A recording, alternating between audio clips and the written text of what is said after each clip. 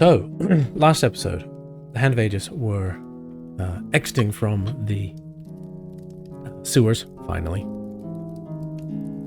Happy to be out from the sewers.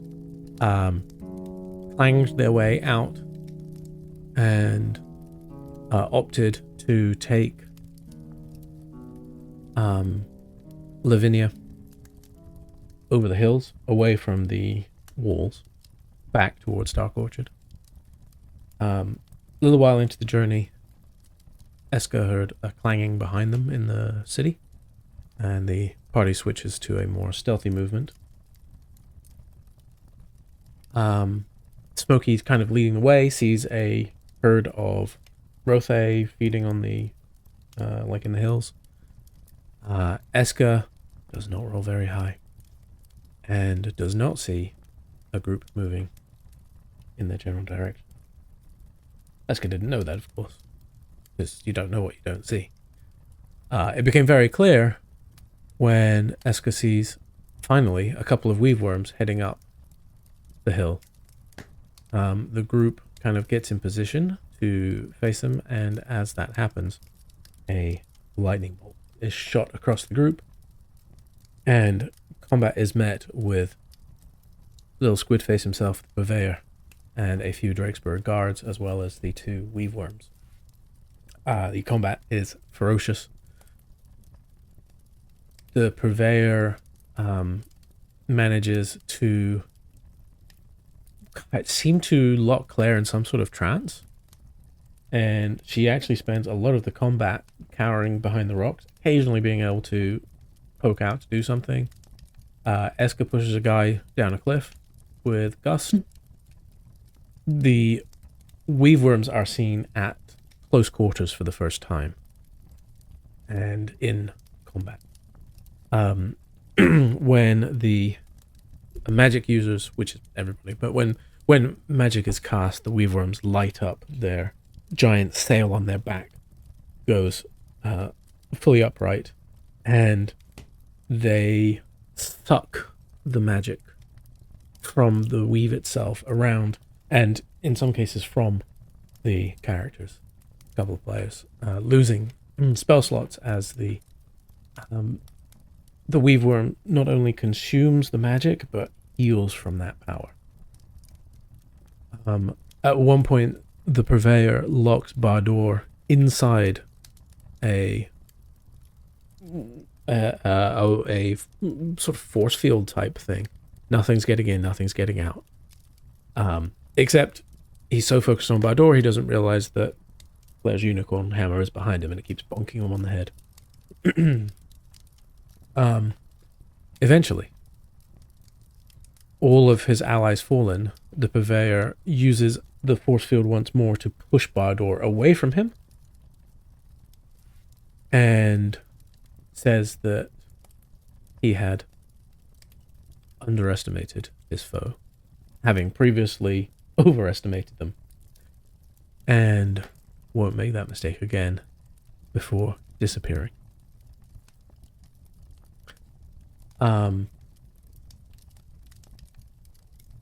Any questions or clarifications before we begin or continue?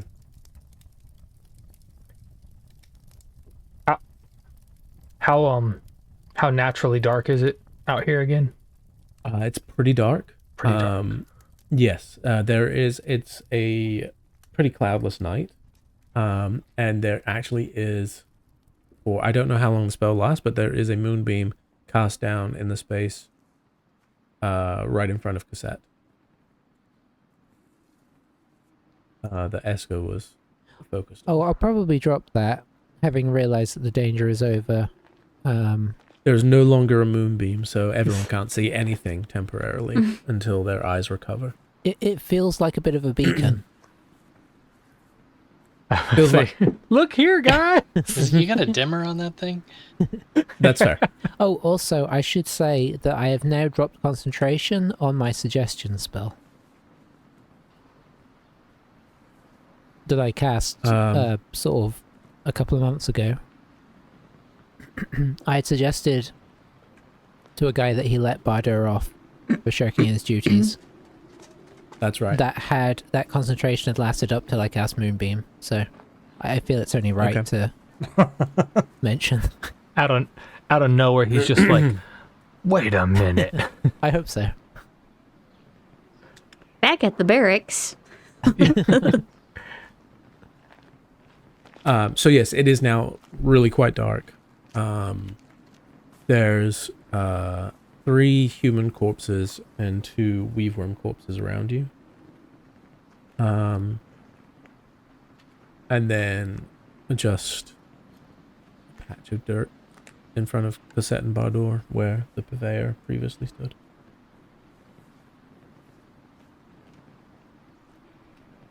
So Varus is gonna take his dagger and cast light on it and kind of shield it just to sort of emanate a low light in the area.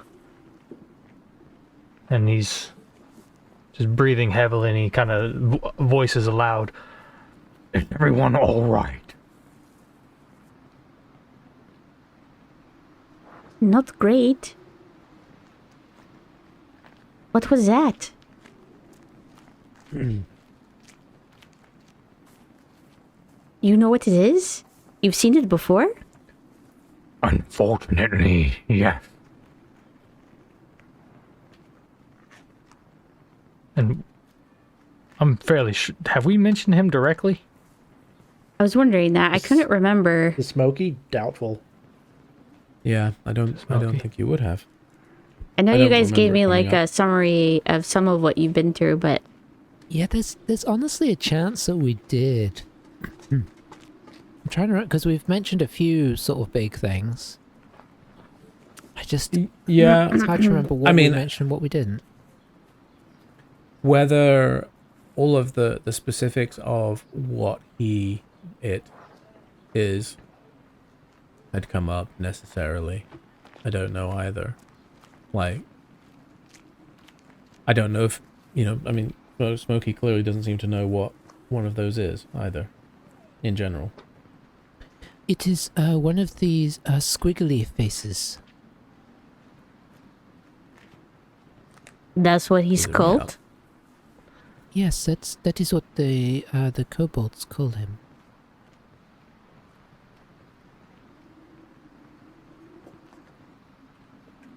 An official name? But he is also known as the Purveyor. Okay. We don't know why. As of yet. This was actually our 3rd encounter with him. He is pursuing us. In fact, there is some sort of link, we believe, with him and this island we are on.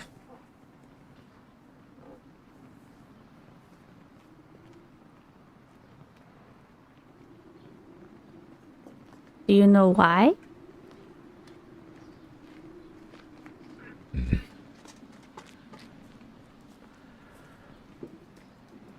He We is. have our theories.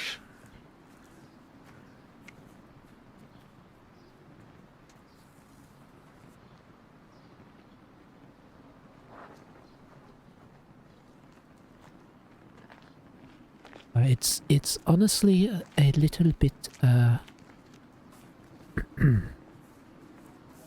perplexing in some ways. This is the first time we have seen him above the ground, and it is not something I thought we would see. Nay, a rather bold move on his behalf. He lives in the ground. Under the ground, in the caves.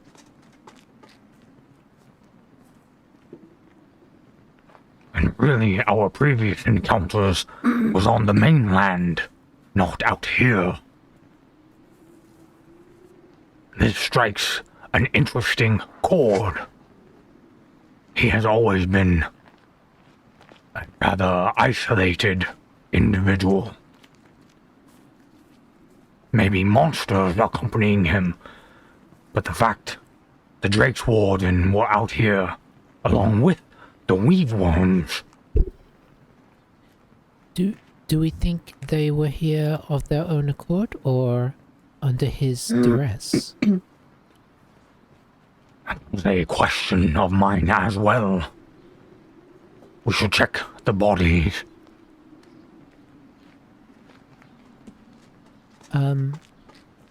Yes. Before the bodies start to be picked over. I've got Hunter's Mark on the Purveyor. Do I sense anything with him? Pop Hunter's Mark into the chat for me. No. Yep.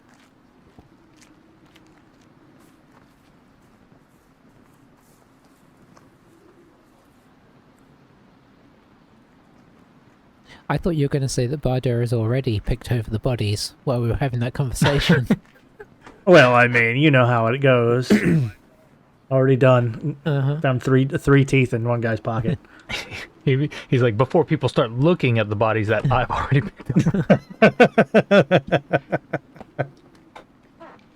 up. Make a perception or survival check. Okay.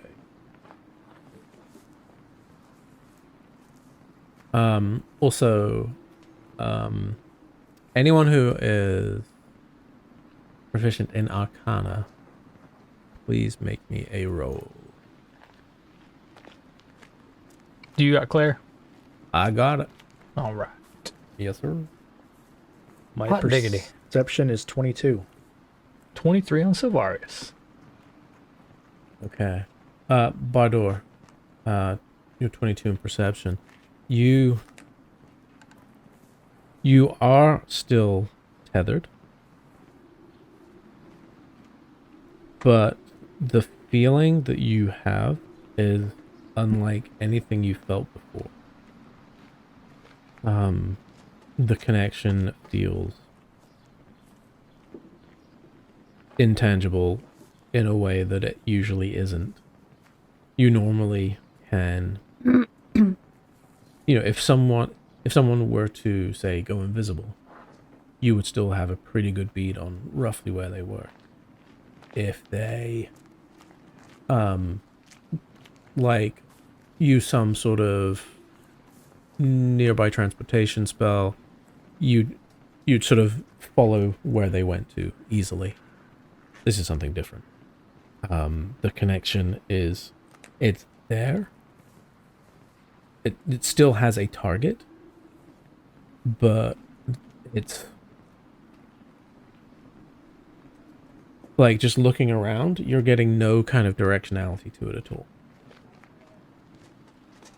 To that point, Severus, you succeeded, Claire did not. You would have seen as he cast the spell, almost by process of elimination.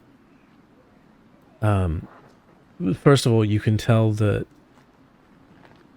a fair amount of the magic that he can do is not like the sort of magic that you normally practice, or that even you've seen your colleagues practice for the most part, save for maybe Eska, in that there seems to be no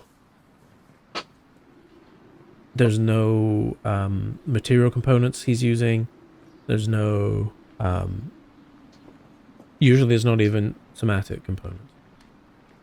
Usually he just either says something or just scrunching up his forehead and it happens. There was a small amount of somatic component. Some sort of gesturing with the hands. And that's the only thing that really gives you any clue. You from your studies and from working with some of the people in the order, you can kind of rule out things like Misty Step, invisibility, Dimension Door, like a lot of the more... I mean, Dimension Door is not exactly a common spell, that's quite advanced magic. This is way beyond that.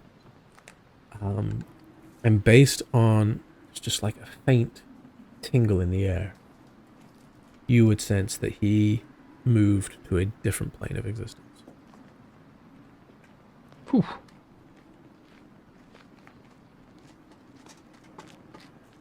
Which one, you have no way of knowing. And it's clear that you know that a lot of those types of spells require something tethering you to that other plane. And you didn't see him grab anything. So either he just has the ability to travel freely between those planes, or something else is at work. You're not quite sure. But you would know that sort of travel requires something that kind of contains the essence of that plane. And visually to us, he just blipped out, right? He just teleported. You just blipped. Exactly right. Yep. He was there. He did a little squiggly wiggly with his hands, and probably with his tentacles, let's be honest. And then he just wasn't there anymore. There's no like mark on the ground where he stood. He didn't do like the port key fold in on himself type of thing.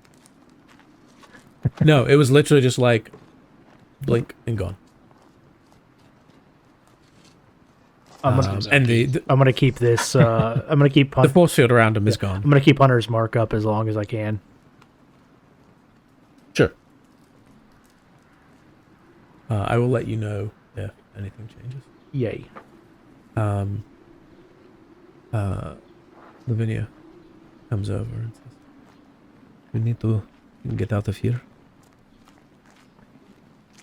It is not normal to see lights and so on the hills.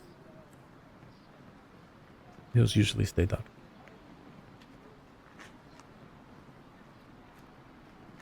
So, do whatever you must, but we should do. Esker's gonna wander over to whichever is the most intact looking weave worm, and she's gonna take out her knife and cut a portion of its skin off of it. Are you looking to is this just like a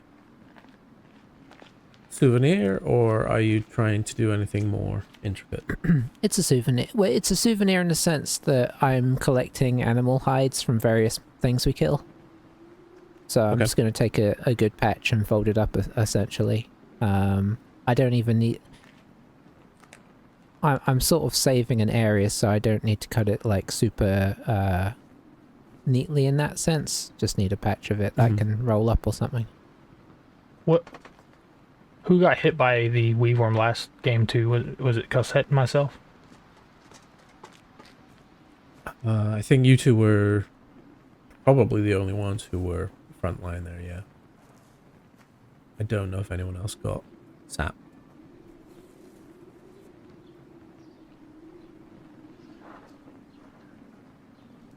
Okay.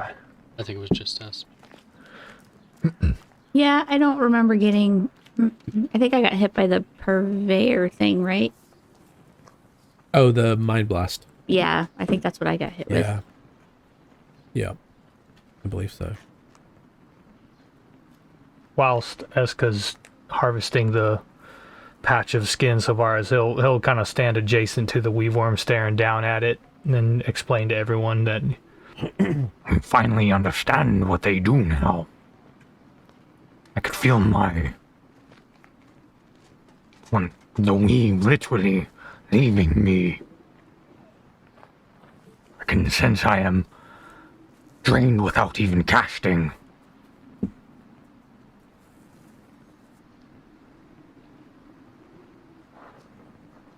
That is the most awful feeling.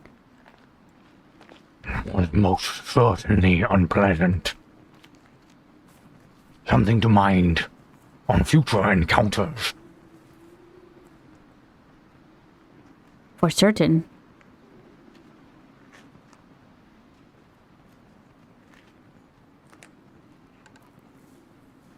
Eska, as you're sort of assessing, the easiest to get would probably be from that big fin on its back.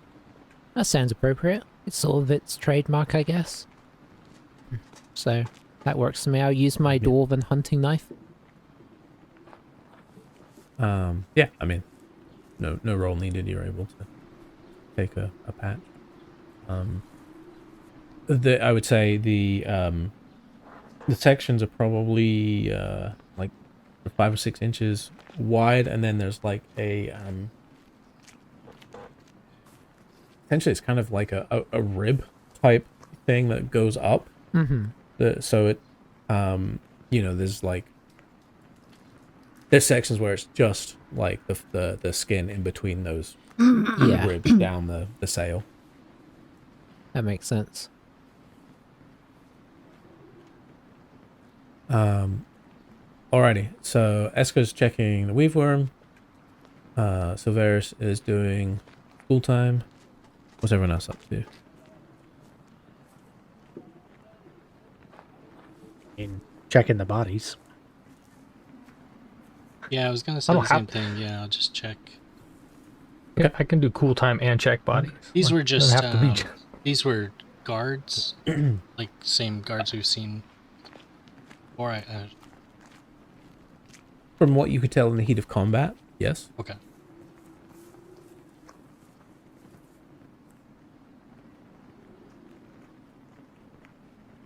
Yeah, we'll go. Just kind of okay. roll through the pockets and check them out. If there's anything unique. Cosette Badour, either investigation each or one with advantage, please. What do you feel, Cosette? Oh, mine's not great, so I can just help you. Okay. Yours is pretty good. Yeah, I mean, I've got a +5. I mean, I have a 2, so it's fine. Yeah, okay. I'll help you. Sure. I would be interested in seeing if there's any like little trinkets anyone was carrying on them. Okay. If I find trinkets, I will. So I'd kind of just be standing over their shoulders, seeing if I see anything. So I got a 20. You got a A what? 20. Oh. It cut out at exactly the wrong time, as it so often does. I got a blank. Okay, 20. That's a good number.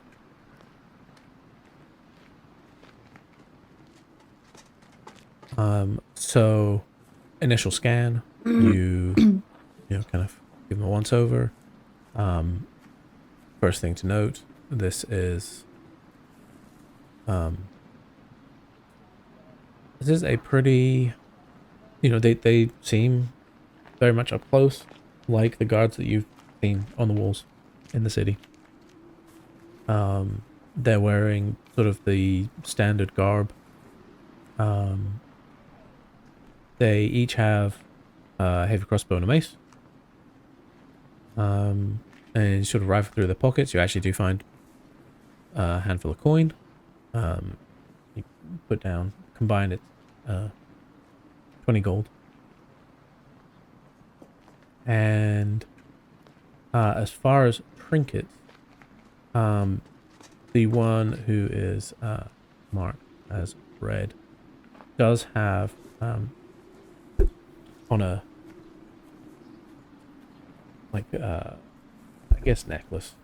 That feels a bit too ornate, but like a little pendant. And it's just a little, probably pewter dragon that hangs around his neck on a chain.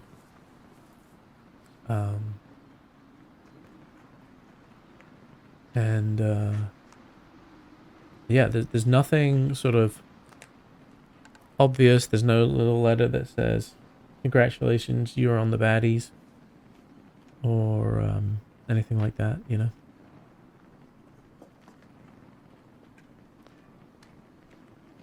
you want me to add the 20 gold to the 30 gold? Or does somebody want to take it? I mean, that seems reasonable.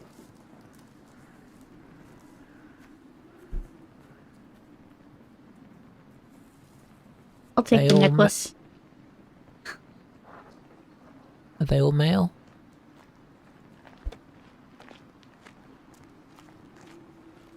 What? Are they all male? Oh. I thought you said veil mail, and it was like some weird, like... Yeah, I thought it was some new armor or something. Oh, I was thinking like a weird, like a weird fantasy email thing. It's always just spam anyway. The green and red are male. Blue, female. Once she's rolled up the hide, then Eska is going to approach the female and take her uniform. Okay. She's vaguely similar size. Hopefully Yeah. she's wearing under uniform stuff. If not, Eska will cover her with something else.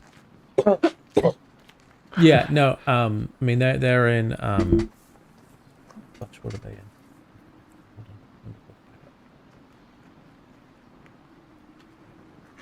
back up. They are wearing a breastplate.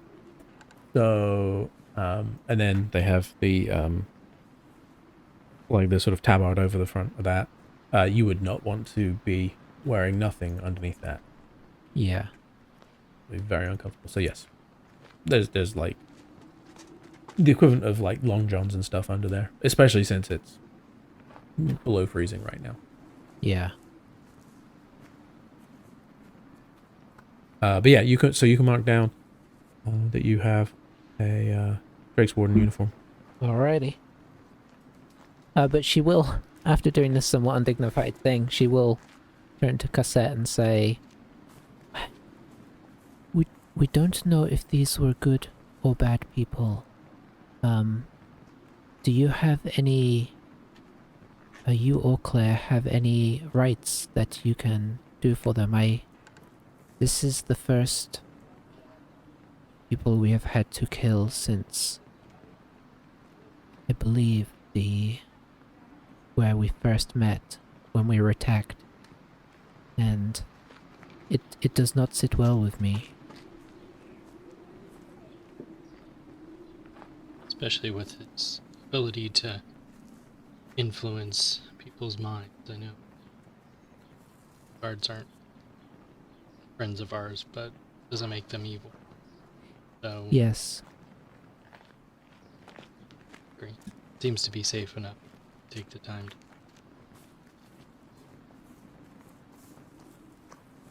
them to rest.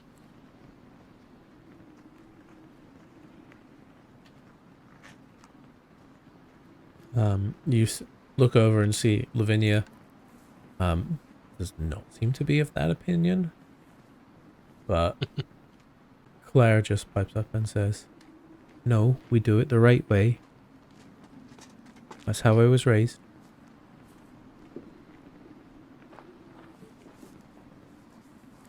Here, can you make a spiritual shovel?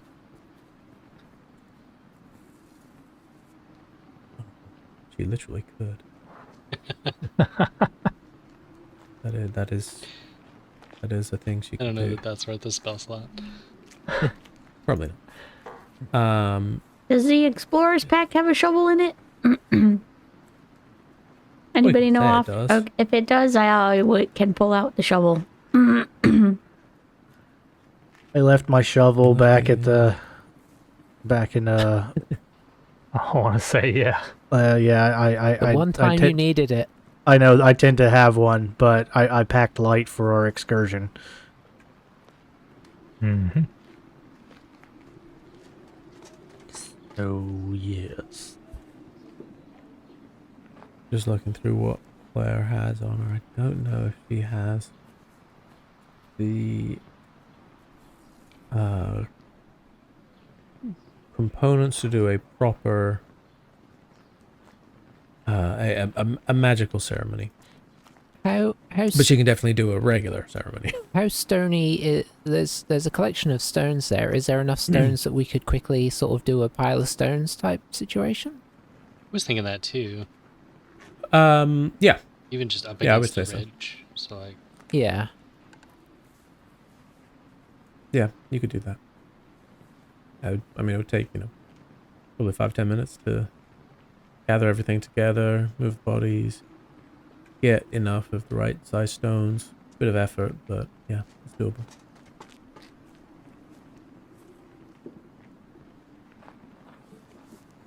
I do.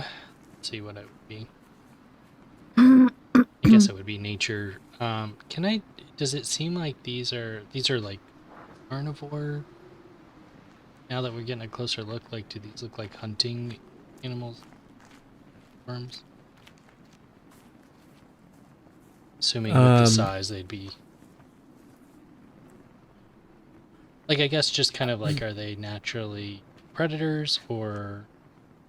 I know that's probably not something that's easy to deduce, but just, is there any signs to that? Just kind of wondering if, like, are these something that are, dangerous natural creatures that have just been kind of Right. put into a position where they've been trained that way, or are these something to be fearful? Yeah, fair question. I guess make a nature or arcana. I think it would probably qualify as. Did they have teeth? Yes. They did? Okay.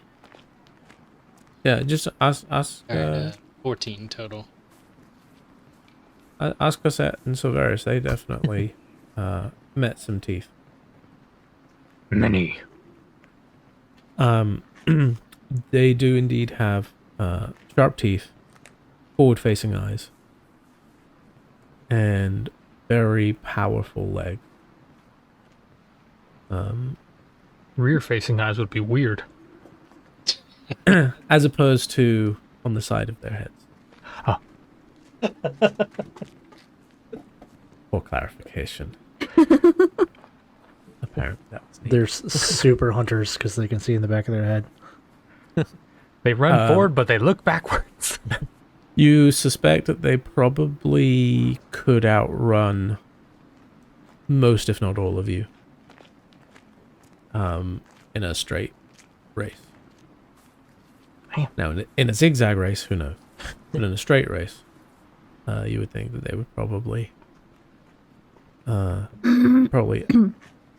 be able to catch you if you had a small head start. And yeah, they are big, powerful creatures. So based on that, you would say they are predatory. The sharp teeth definitely suggests that they are hunting live prey rather than feeding on carrion. Yeah, these are predators, not, they're not like Scavengers? that's the word. Thank you. Yes, they're not scavengers. I mean, it's not to say that they won't eat anything else, but they do look like they're probably well set to hunt and catch their own prey. Yeah, I just think at the time she was very fearful and just kind of knew it was survival. Now is feeling bad. Even if these are evil animals, they're probably put in this position because humans are humanoid. So just kind of adds a little extra sadness to the whole.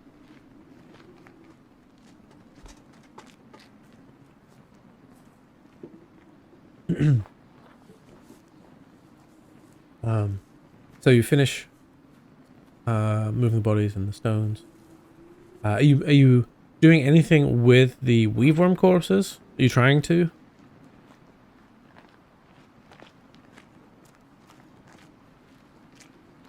Or are you just gonna leave them? I mean, How I'm big not are as they? concerned. They're sort of like 8 feet long. And wider than a Silvarius. So you would guess upwards of 500 pounds. Is this more of a riverbank or a road? Like a little stream? I think we concluded it was like a dried up stream. Oh, okay. I mean, everything's a bit dried up and frosty at the moment anyway. So if it wasn't dried up, it would be an icy stream, probably. Or that there's anything that's easily to be done.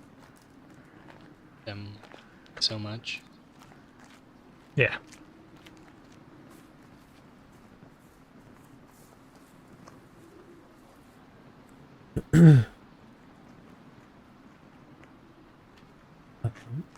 While this is going on, Lavinia's just kind of sitting on top of the rock, looking back down the hill towards the city,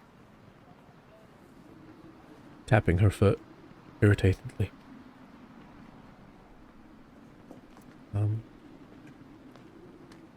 Eska, you'd probably pick up, though. She does seem to be kind of also reveling a little in being above ground and in nature. Mm-hmm. There's people who really like nature, just when they get back into it, there's just that sort of, you can see like the weights lifted off them, and there's just like that there's just a vibe that they give up, like their home. So despite her irritation, she's also kind of like letting the breeze play in her hair a little bit, and you know, you kind of glance over and catch her just like sniffing the breeze a bit. It's probably something that you would appreciate more than anyone else in the group. Mm-hmm.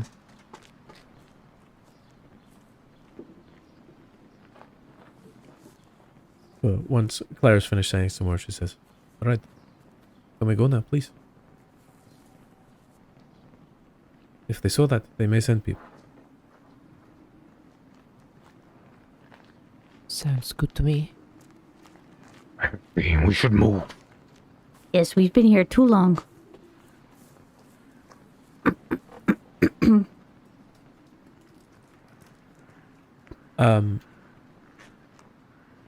Claire will reach over to you, Smokey, and just say, sorry, I wasn't even thinking. Here, come here." And she's just gonna pop a 3rd level cure wounds into you. So that is 15 healing. Thank you. That feels lovely.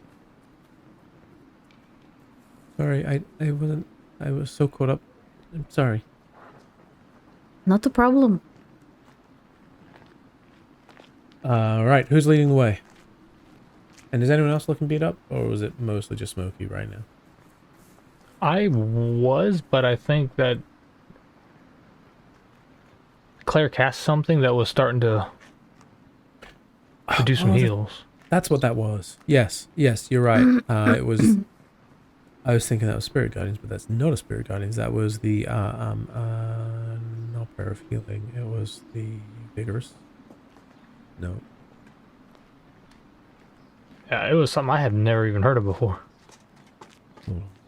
Or a Vitality.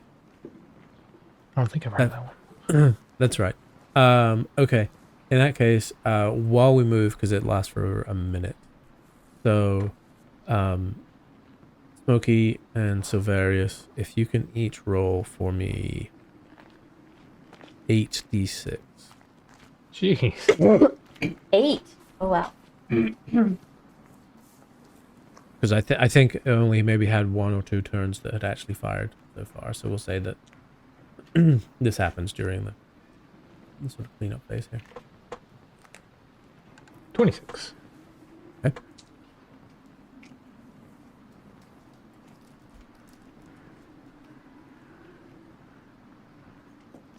Seven and then 1. You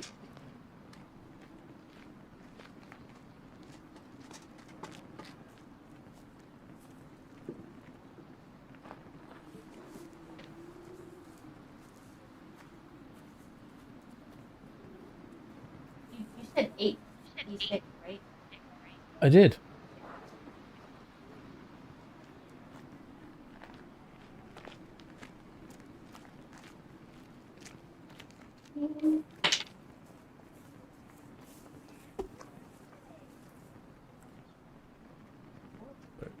Good roll. Yeah. Okay. Way more than I needed, but that's okay. In that case, you probably wouldn't even need to burn that. We'll take the 15 back off because you would have done that first. So because you already have the Well, spell up. I mean, I could use some, Okay. but So, I mean, I'm not gonna. If it doesn't work out that way, that's fine. okay. So yeah, who's leading the way? Whoever can see in the dark. I have dark vision. I can help lead on. Unless Bardor wants to go first, and then I'll go behind Bardor. I can lead.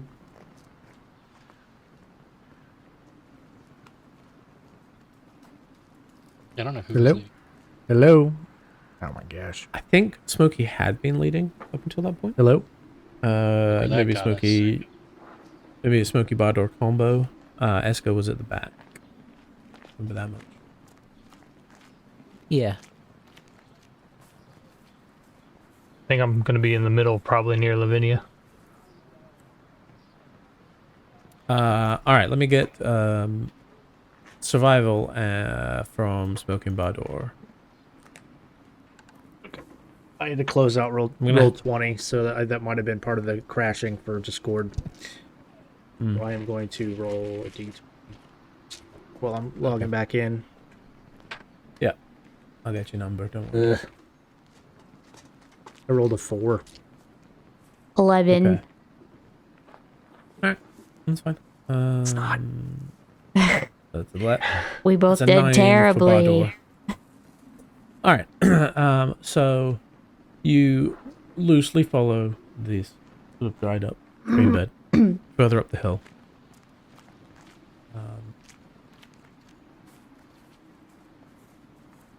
Until you are able to get to what amounts to a relative high point in the area. And I'm going to now zoop, bounce back over to this map. So we're sort of, I don't know, here-ish on the map. And you can now see sort of down the other side, you can see the lights that are following the river. So you would estimate now probably, based on the fact that it's off-road, 20 minutes you can be in civilization. Little hard to gauge from where you're at exactly where you'd be rejoining civilization. Because you're not really familiar with the layout necessarily. But sure enough, that is civilization ahead of you.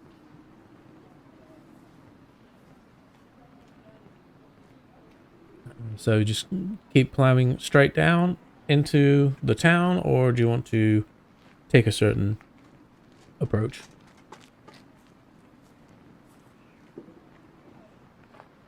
Do we want to keep heading this way?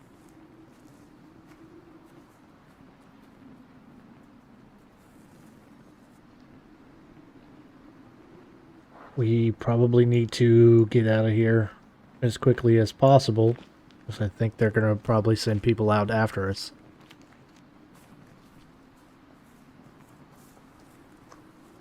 So, to the dock, I would assume. Lead the way. Okay. Sir. I shall Okay. lead. Roll me a percentile dice, please. Uh-oh. Dun dun dun.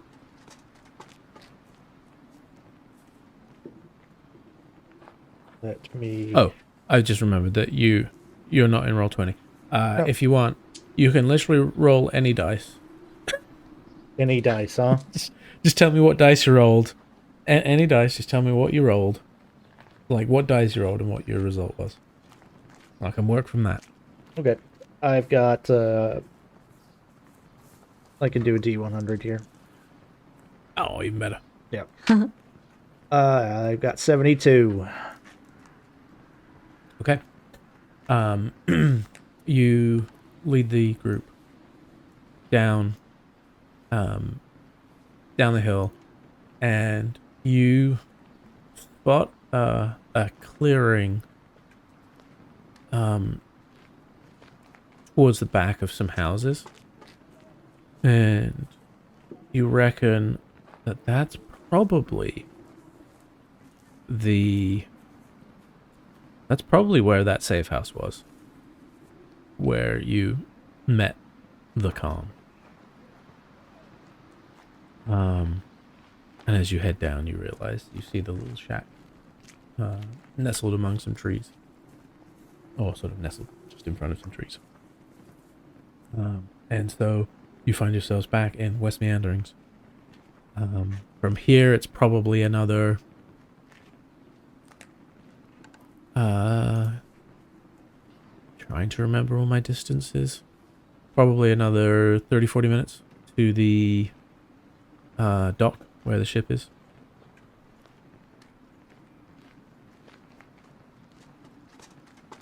But yeah, so you're literally right in the field where the safe house is. I'll ask the group, were we supposed to bring her back here first? Or are we supposed to just get out of here? Thought we were supposed to get her out of here. That was what I recall. Good. The Get ducks. her off the island. I like the sound of this. Let's go, maybe at some point you can use your brain powers to let them know that we got her.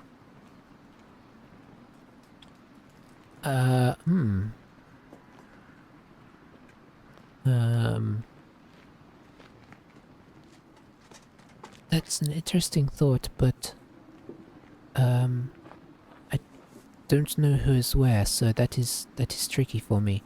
Here, let me try this. And she'll run over and knock on the door of the safe house. Not exactly what I The meant. cast knock. Interesting tactic. There's a little slidey thing that pops open in the door, and you see a pair of eyes glaring through it at you. Is it a familiar pair of eyes?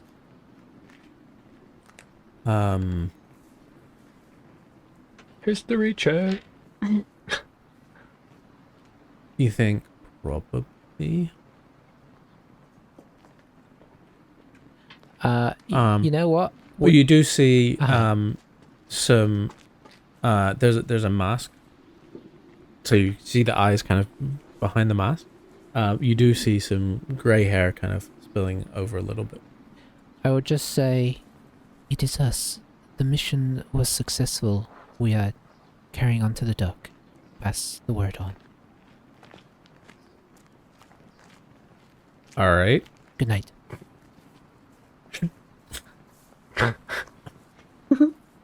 I did it better. I used my brain power to... I don't say anything or just shake my head and we'll just scurry on.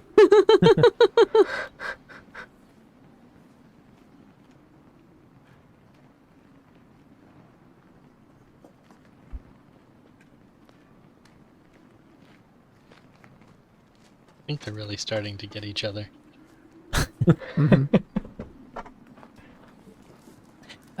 I guess as we're walking, might quietly ask Lavinia, what is your plan once you reach the mainland? I know a couple of people who are resourceful over there. People who could help me find somewhere safe In for a Densma? while until... yes.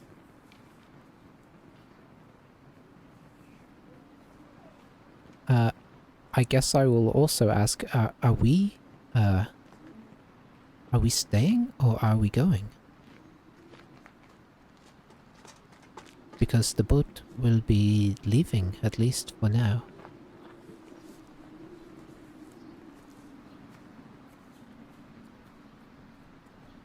That's Lavinia, the group. That's to everybody else. Ah. I don't know if we really discussed that. That is a good question. I think at this point we might be just as wanted as she is. We might be best to get out of here.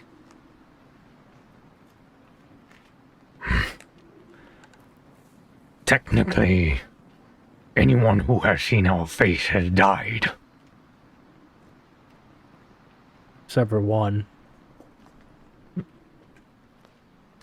Whatever you got into with Eska. Well, There's no reason for them to assume that that is related. I was talking about Squidface. But he seems to be all over us no matter where we go. Indeed. I am torn because I would quite like to get back to the mainland, but there are so many more questions to answer, and if we leave, our communication with the Calm is more tricky.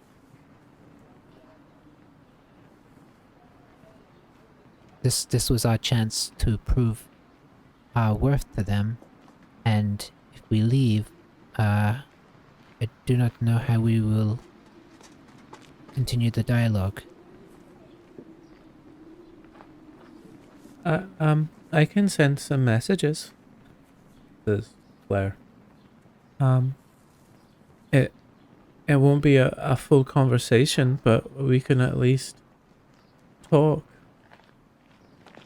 Also, don't we want to come back for the Day of Deliverance and do all the festivities?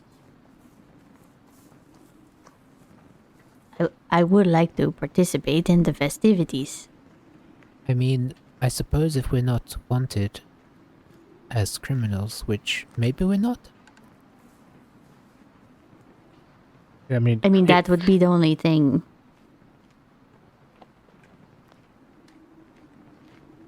I don't How feel long very was it? comfortable here. I feel like we are going to be... I feel like we're going to be hunted here.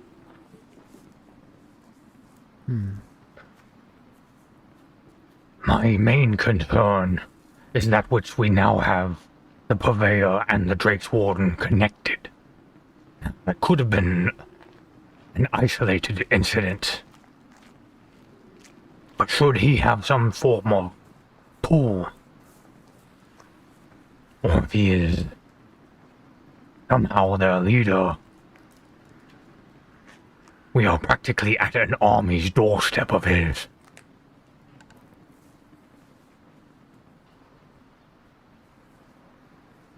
I am just uneasy about staying. Half of me can care less about the festivities.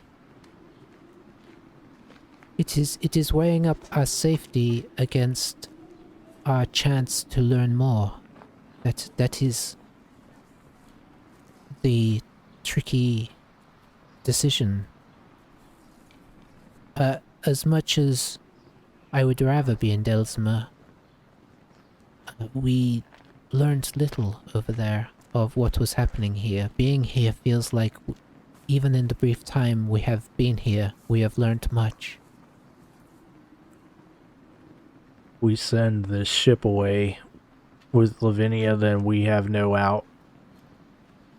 We have to set up some form of escape otherwise. We could be in much graver danger. How long till the Day of Deliverance again? Is it tomorrow? I'm just going to answer that for you. Thanks. For ease. So it is like very early in the morning on the 2nd right now. The Day of Deliverance is the 3rd. Oh. So we got another 24 hours, is what you're saying? Yeah, I mean, I guess dawn would be more like 30 hours, but yeah. Okay. We said when we came over this was going to be a scouting mission, and it has turned into a lot more than that. But I don't know whether to continue to embrace that, or if we should say we have scouted, and we should return. I still am very torn.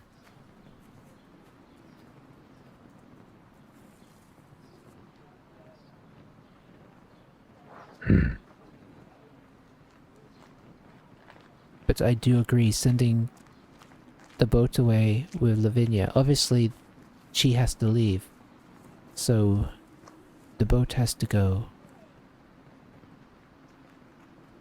What that means for us, I do not know if we stay.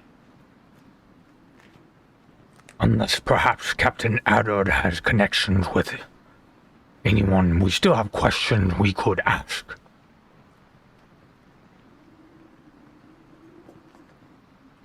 However, we did sneak into here through Dark Orchard.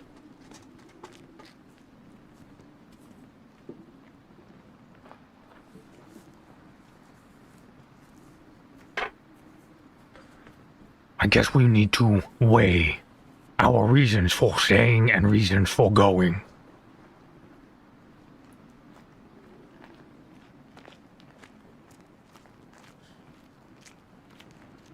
I mean, I'm not really interested in the Day of Deliverance outside of the fact that I am very curious as to what it could mean. I don't know if we decided this, but part of me wonders if somehow it all wraps up with as it is to do with some, dragon, if it somehow ties in with the kobolds situation. Even if it doesn't, it is obviously important to this island, and as this island does not exist for us, it feels like the more we can find out, the more we can understand what is going on, and it gives us a chance to talk to the Calm in a more free-flowing way. So I feel like those are compelling reasons to stay. The only reason really to go is fear of being discovered. I don't see any other benefits to leaving.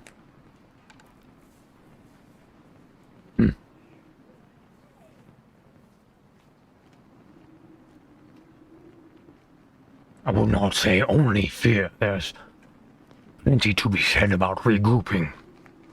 However, your questions about the Day of Deliverance, perhaps we should ask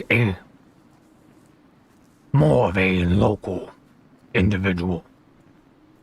What say you, Lavinia? What do you know about this Day of Deliverance? Sorry, I was just confused when you were talking about not knowing the island. The Day of Deliverance is a festival celebrating the overthrow of the great tyrant Drake that was attacking the city, and the person who went on to become the potentate helped slay the dragon and free the city from this terror. That is what is being celebrated. There are all sorts of festivities. The egg hunt is always popular with the children. There's tournaments on the Great Green. There's performers throughout the streets. Usually multiple groups who create large wooden dragons that they parade down the streets. Often there is a some racing that happens on the river in little, just very specific rules about the type of craft you're allowed to use, and inevitably at least half of them sink before they've barely moved. The food is fantastic. Everybody is a big fan of the Safe Deliverance food. I'm not really sure what else you're looking for. No, you could have left it at food. We're convinced. We'll stay. You mentioned it being a day celebrating the overthrowing of a dragon. And by the potentate? Yes, that's what we were told growing up. Or at least, I actually didn't grow up here. How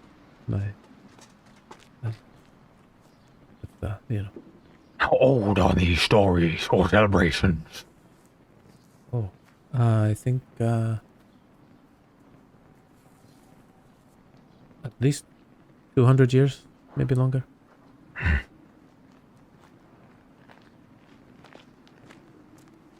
Assuming it is a previous potentate, is it not? Don't believe so.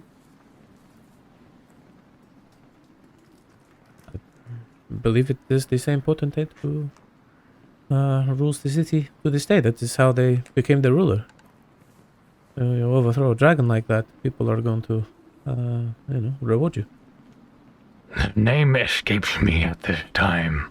Could you remind me? What, of the potentate? Aye. Just the potentate. That's how I've always known them.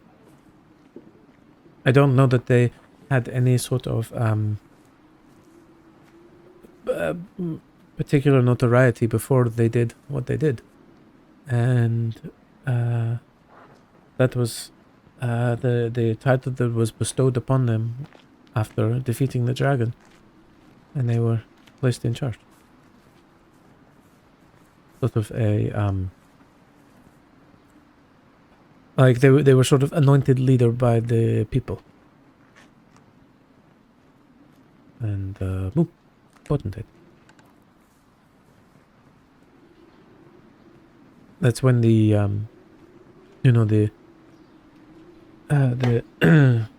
the heraldry changed to the dragon to sort of help commemorate.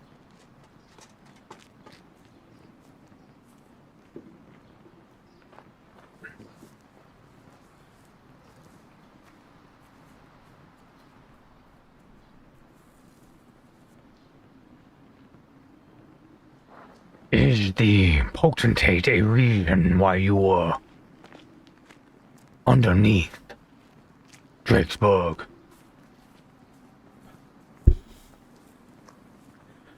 It is, I believe, well, I don't know what they told you to get you to help me.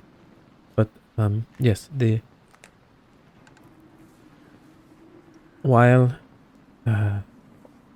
obviously saving the city from the dragon was a great gift to the city, there is an undeniable inequity that is taking place where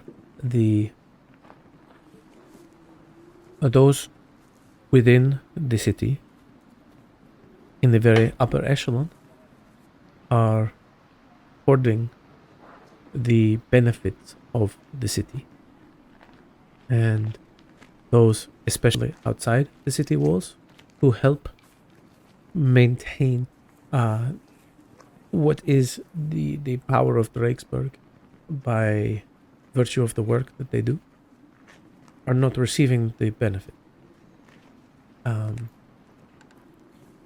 Those of us who are in the camp seek to have a more just and even distribution of those benefits. I believe that there are some among the camp who wish for an overthrow, a regime change, or something. I'm not sure exactly. Personally, I have lived in the city. I have perhaps benefited a little more than some of my companions who have not. Those who live outside the city, I think, have suffered greater than I. For me, I just seek change in the form of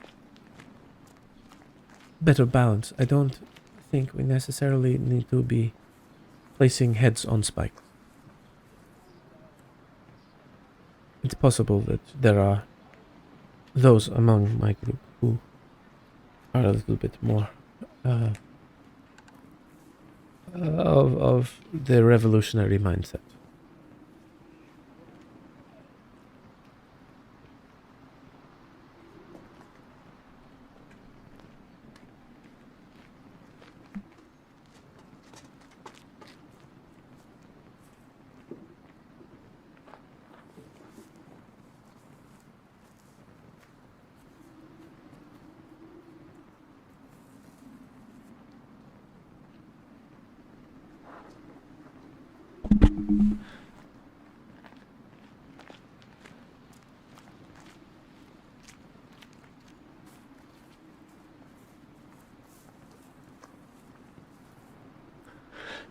Sorry. Do we put it to a vote?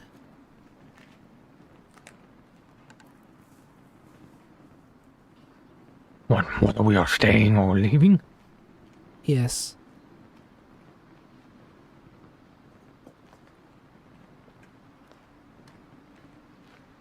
As long as I can go, you can do whatever you want. Have you ever seen or heard about this mind flayer? No, that was a very unpleasant surprise. I know of them, but I had not seen one until today. I fear I will be seeing it in my nightmares for a while.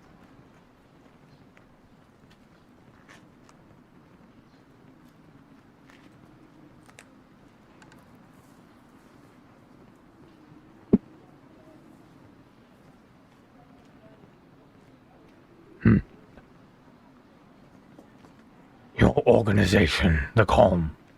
They mentioned that you were investigating particular individuals.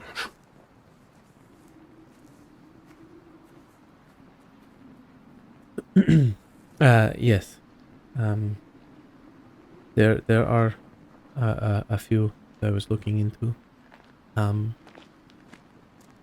Members of the more elite, who I felt perhaps were what is that term? In cahoots with the potentate, or at the very least the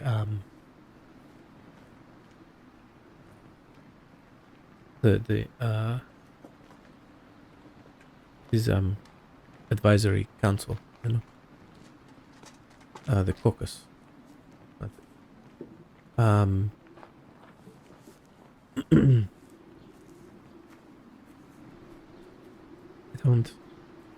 I don't know for sure who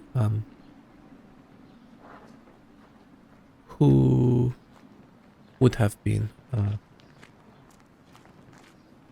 like everyone involved in that, but I know that there are some, you know, who were doing that.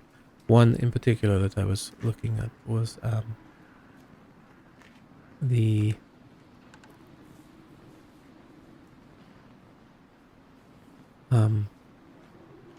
one who leads the Cloud Lodge. I don't know how much you know of that place.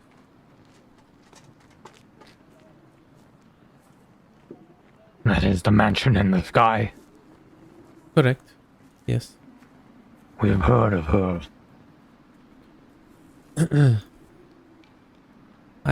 As someone who is adept in the arcane arts, it particularly irked me that I am prohibited from using those skills openly, while she literally lords over the city in a floating house, using magic to lift her abode aloft, performing magic for the guests at her soirees. I have very strong feelings about that. I do not care for that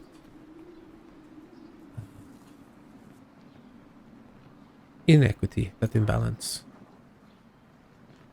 It felt like it felt unfair.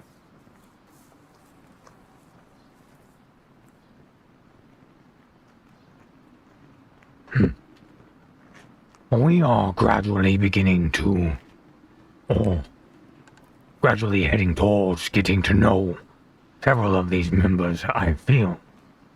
Does she have a name?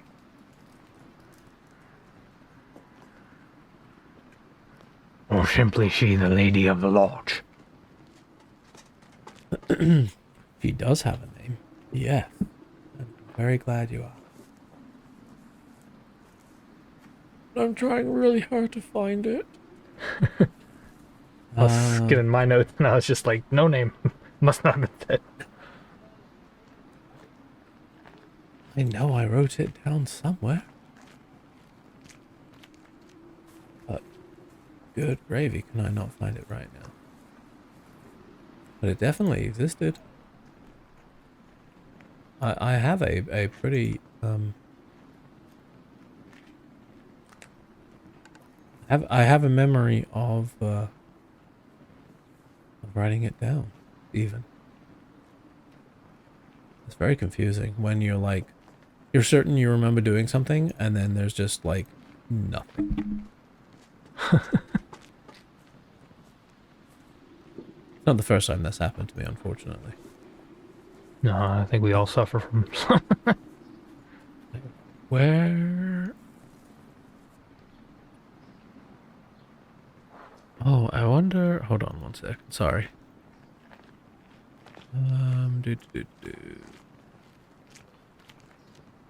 Is it on this or something? Nope, not that.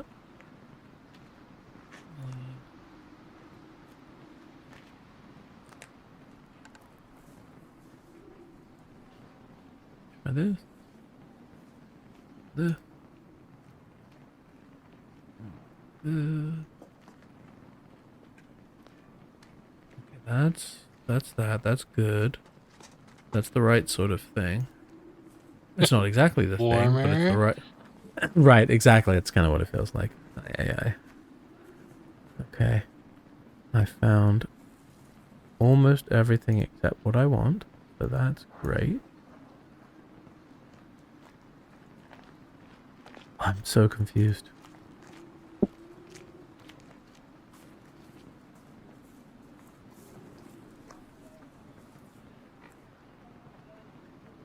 Well, technically, if nobody has a name written down, it can be whatever you want it to be. That is very true. I yes, in part, I was just wanting to not accidentally We can just double name someone. Yeah, not like talk like you're about to say her name. Leave a brief pause. Rich can just edit it in Edit in post. post. Yeah, if all else fails, that's always an option. It's just, it's mostly confusing and frustrating because I feel like I definitely wrote it somewhere and I just don't see it. So that's really weird. Like in your phone or a notebook or.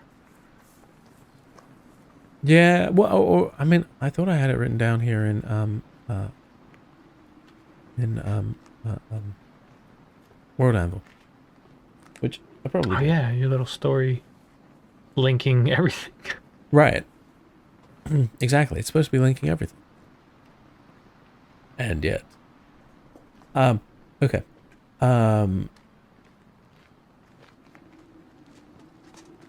Well, yes.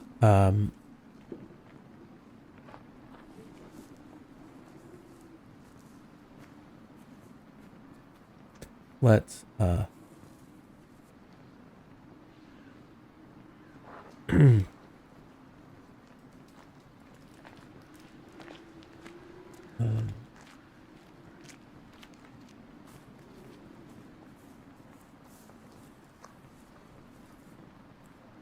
actually, the Lady of the Lodge is a term that she is quite fond of. It has the air of mystery that I think helps with her image. Her real name is far less exotic. It is well, her first name is Rosemary. Her last name I have heard 2 or 3 different variations. I'm not sure which is true anymore. But honestly, if you ask anyone about Rosemary or the Lady of the Lodge, they will know who you are talking about.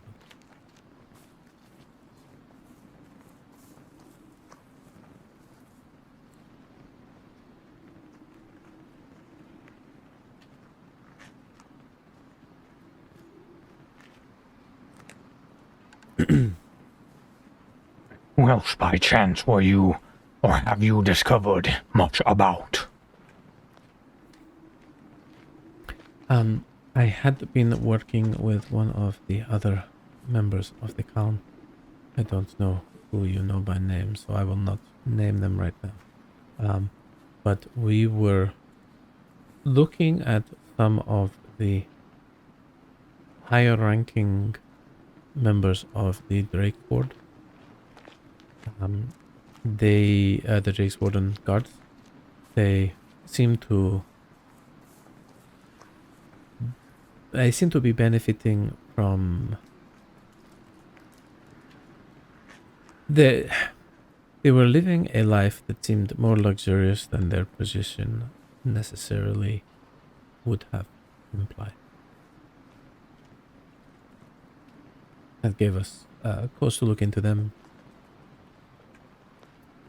But so far, I have no specific signs of active corruption, frustratingly. I suspect it is far more likely that the Lady of the Lodge is the one who discovered that I was looking into her.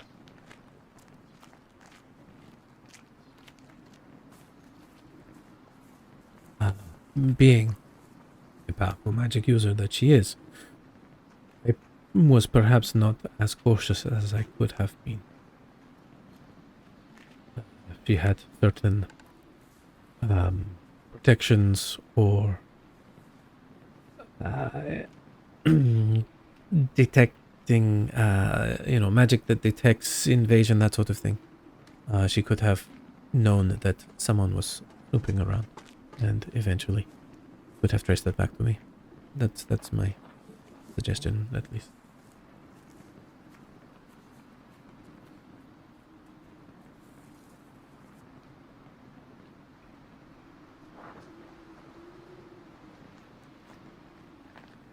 What about? Does the name Duarte ring any bell? Of course, he is one of the focus advising the potentate.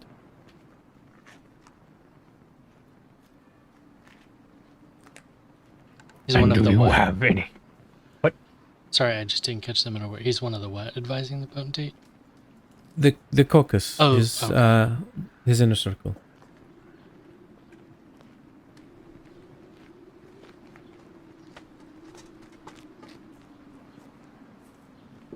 weren't by chance investigating him directly yourself, were you? No, I wanted to, but he is slippery like an eel. I had made a couple of inquiries,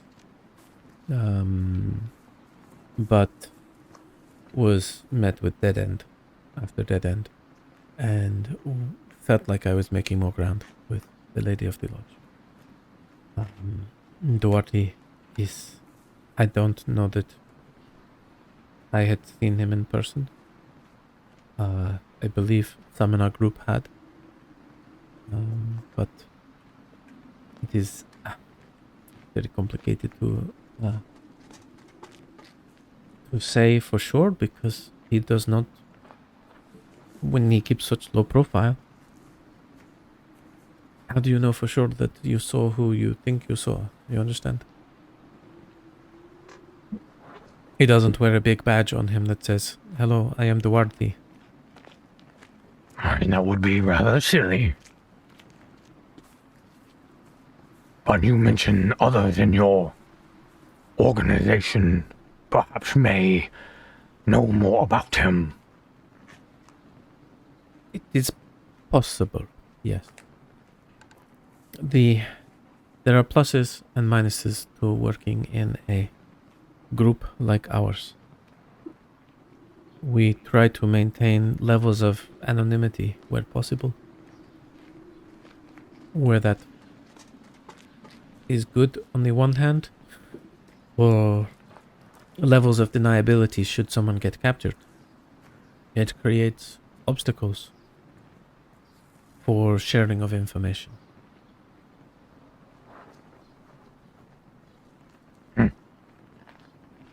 So, I know bits and pieces.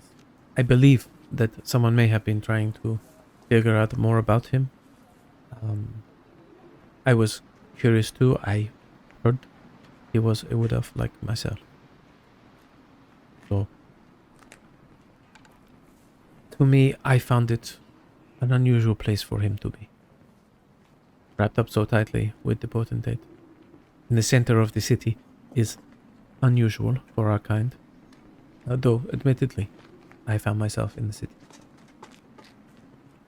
Life sometimes does not go the way you expect. Certainly can happen.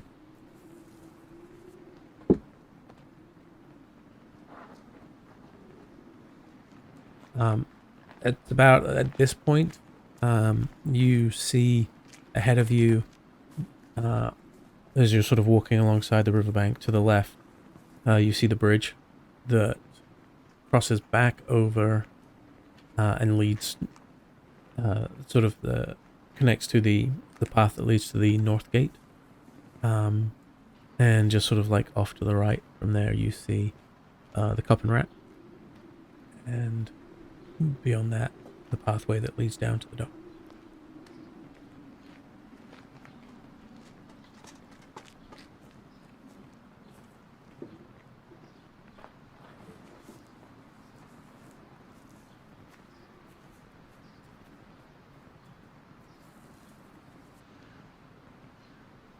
I know we're about to vote on whether to go, and I mean, not have to vote right that second.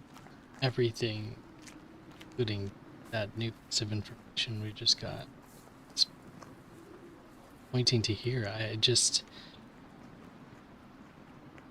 If we leave, remember, it wasn't particularly easy to get here safe. There's no guarantees we'll be able to get back. Just don't know that the answer's here.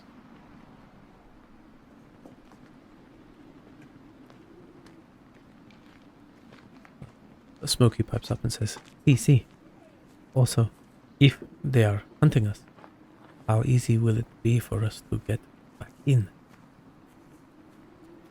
If we are already here, we are here.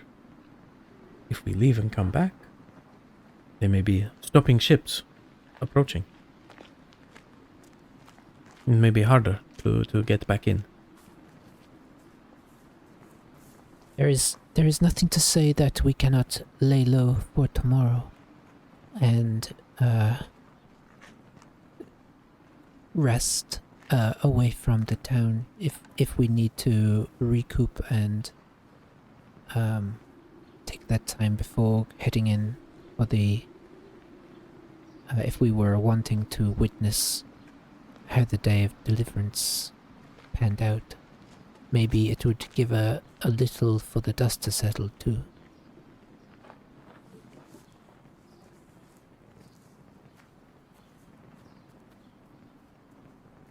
I am reluctant to agree, but I believe you may be right.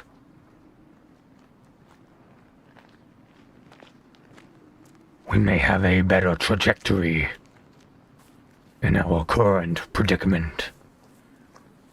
The risk might be greater, but there lies a greater reward.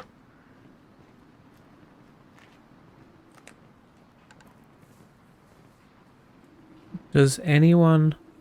Claire pipes up. Does anyone have anything back in town that they would need here? Maybe, I don't know if Captain Addard's doing multiple trips, but it's possible if he is able to come back, he could bring us some of our supplies.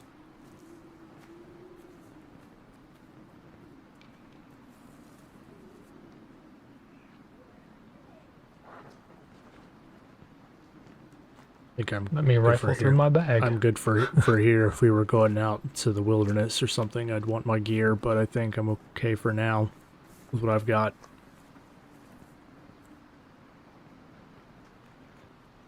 Claire kind of shudders a bit and says, I don't really like the wilderness here.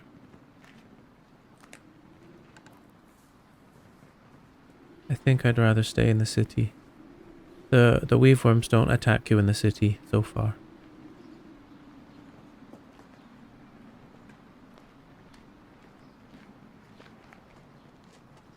I agree.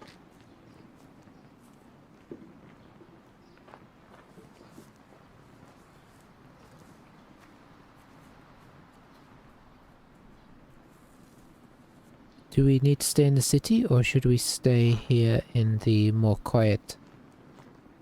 Like, you could stay at the inn again. Less guard eyes on us out here.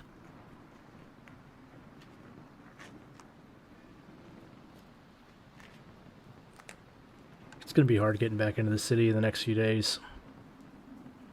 But maybe we just stay on the outside. We can kind of see what's going on from a distance, see if there's anything going, if we maybe could get in easier. But tomorrow is probably going to be pretty heavy activity. We can meet with our previous informant from the calm. Maybe they have more secure secret points of entry. We are establishing a relationship after all.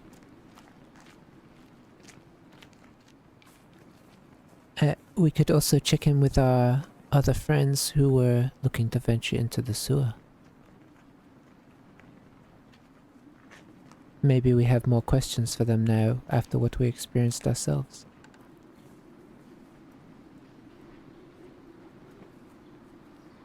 May not be a bad idea.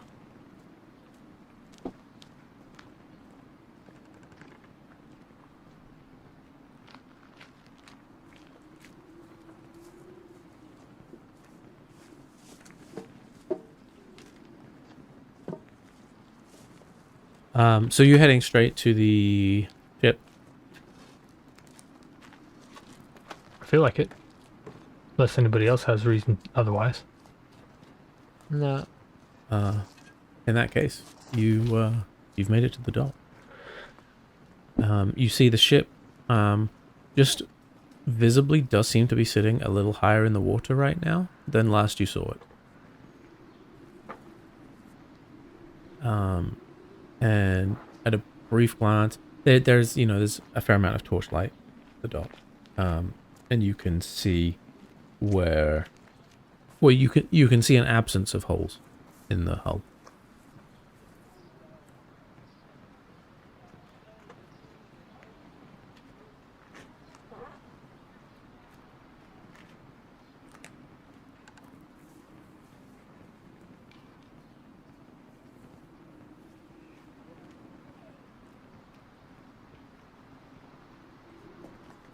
You don't see anyone on the deck right now as you walk up towards it.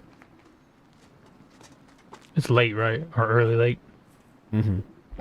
At this point, probably like a little after 1, maybe 1:30. Very much still the wee hours. Guess, Smokey, should you go wake them? Or do we just enter the ship? See, I can go run on quickly. And he quickly disappears up the gangplank and down into the cabin. And you hear some muffled cursing, and eventually Smokey comes up, followed by the lithe green scaly form of Marka. Ah, right. You're back. With a friend? What's happening then?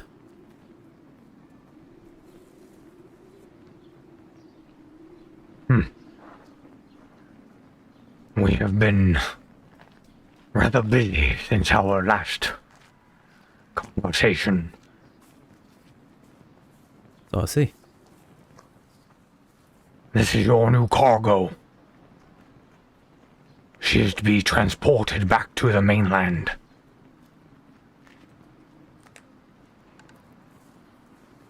Okay.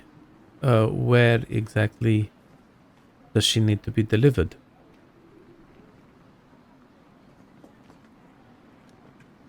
Delmer should be right. Or fine. Alright, but who's taking delivery?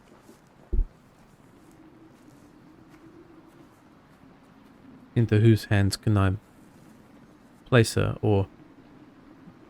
And he sort of looks to her and says, no offense, I know we're talking about you like you're a thing, but it's just protocol.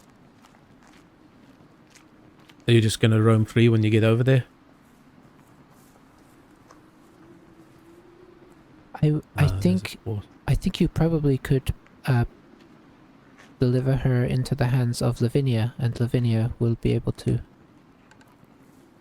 watch over her. He looks confused. Savaris looks confused. You wanted a name? Alright. If someone called Lavinia comes, we're good. Alright, I get it. Who is paying for the cargo?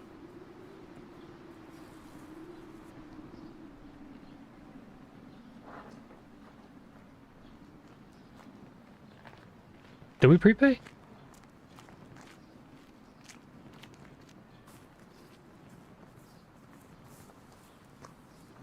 There, I think we paid. we paid for them to Yeah, we paid for him to stay. I mean, he was expecting to take us back, right? So if the trip back was part of our, I guess, pay, it would just be for her. I imagine, right?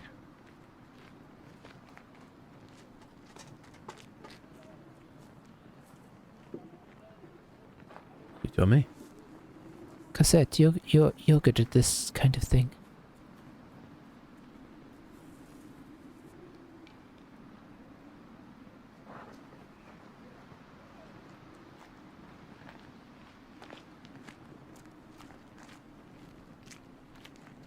Eska pokes Cassette.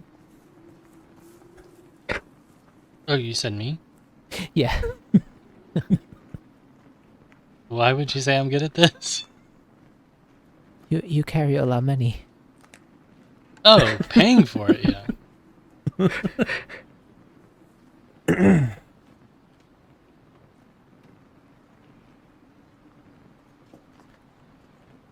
So,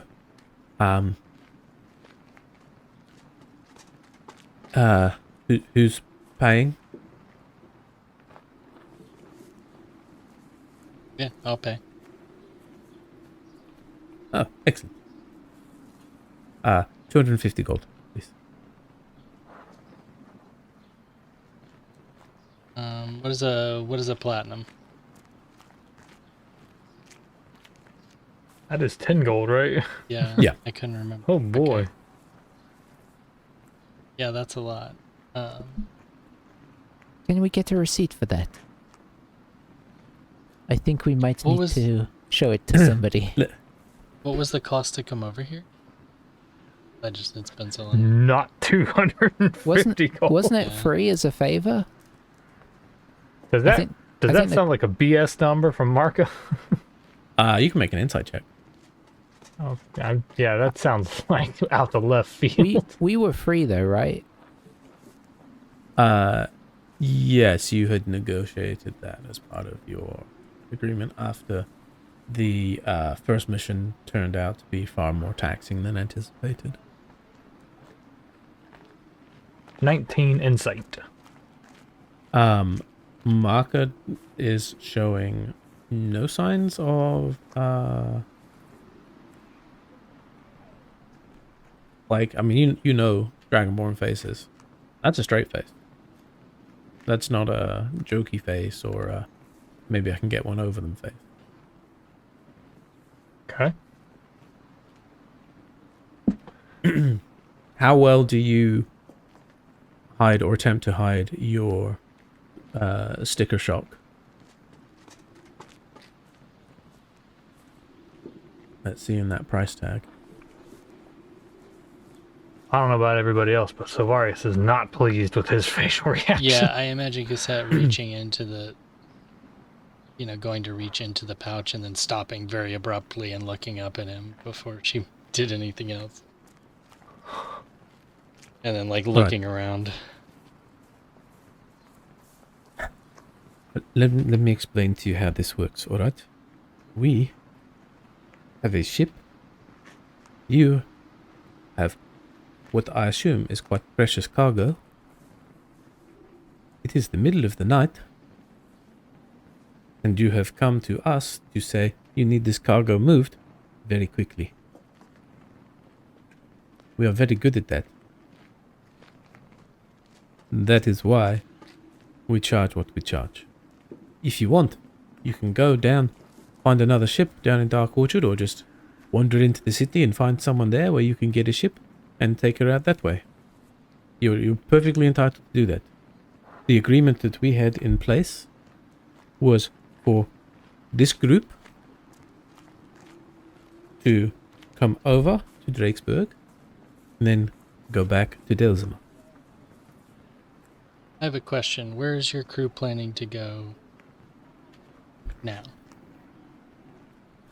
you Without mean? this source of income that we are proposing to you, what would be your plan? Well, right now we're sitting in dock collecting Paying $20 a day. from I us, think- and then when we are no longer your customers, you will be paying docking fees. Or Oh, going then we'll where? Oh, we'll find someone who wants something moved somewhere. That's what we do. And you also mentioned you're particularly good at getting something precious someplace you want it. But if I recall, none of you would be alive if we weren't aboard your ship crossed over here. You weren't particularly good at defending your ship. Well, that was rather exceptional circumstances. Don't typically get attacked by Hydras. And I don't know what that storm was, but that was anything but natural. So, let's not start, I think you're getting a little carried away about what you managed to achieve.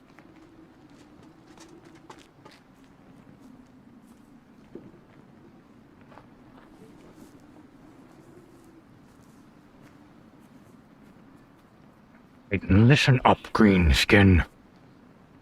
You were originally The deal was, we come over here, or you bring us.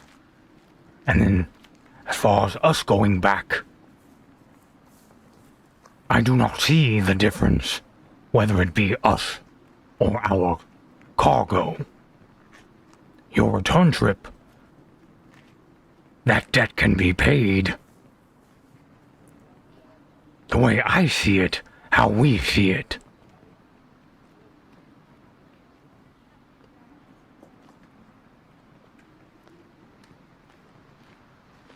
Alright, look. First of all, don't have to go calling names. That's unnecessary. Alright? Everyone knows you shiny folk are just a little bit hot under the collar anyway.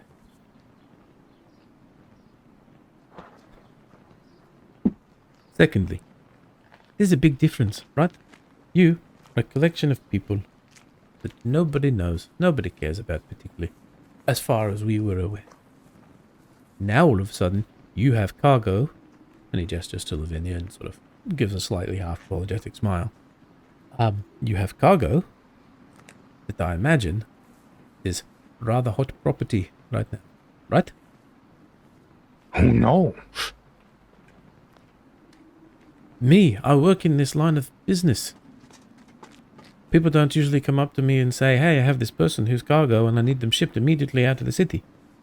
That typically only happens when that person needs to be out of the city very quickly for very specific reasons. Alright? I've been doing this a while. I understand how this works. Right now, she needs to not be here. Maybe I can come down on the price a little bit. But there is a premium that has to be paid when we're taking on additional risk. Because if we get caught with her on our ship by the wrong people, then we may not live to tell the tale. It's as simple as that. I don't know exactly what the situation is. But I'm just speculating based on the nature of the request. Alright? Do you understand me now? I'm not... I don't just throw around this quantity of money idly. I'm talking about putting the lives of myself and our crew on the line for this request.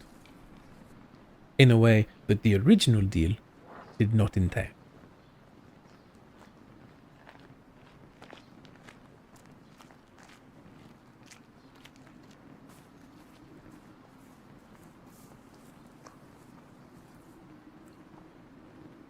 I'm going to pull the group aside real quick, just like kind of tell them to come over. And if they acquiesce, I will whisper to them. Yeah, come on over. Basically, I was just whispering. I was like, look, they are trying to take advantage of us. They know we're in a bit of a spot. At the same time, too, we don't have a lot of connections, so let's not try to turn this over too bad. We don't want to make enemies here with some people who could help us out in the end. Is there a chance, Lavinia, do you have any funds to help yourself? Not at the moment. I grabbed a few things I could, but mostly it was the things I use for casting my spells. I was not really expecting to have to leave when I did.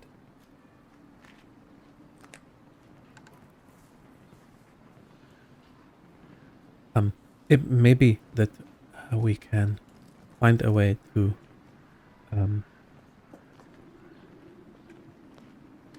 help offset some of that down the road. But I don't know how quickly I could get any kind of compensation back to you. Would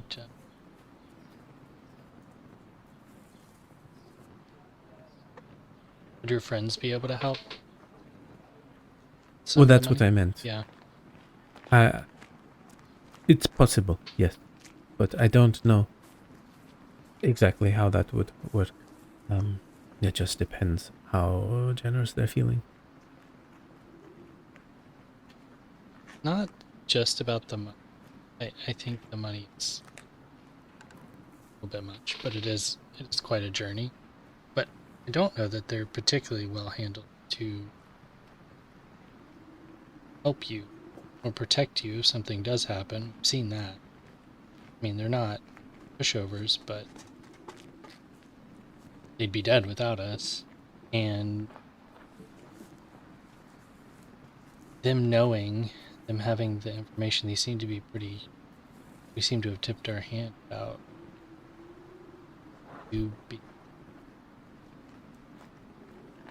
this needing to be something of a secretive trip, and I don't know, trust them in the first sense of danger to just turn you over. Maybe you can make that call. I do have a couple of tricks up my sleeve. I may even be able to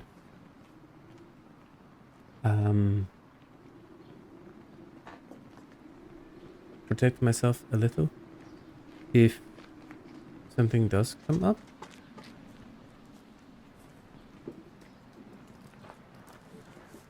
At least, give myself a fighting chance.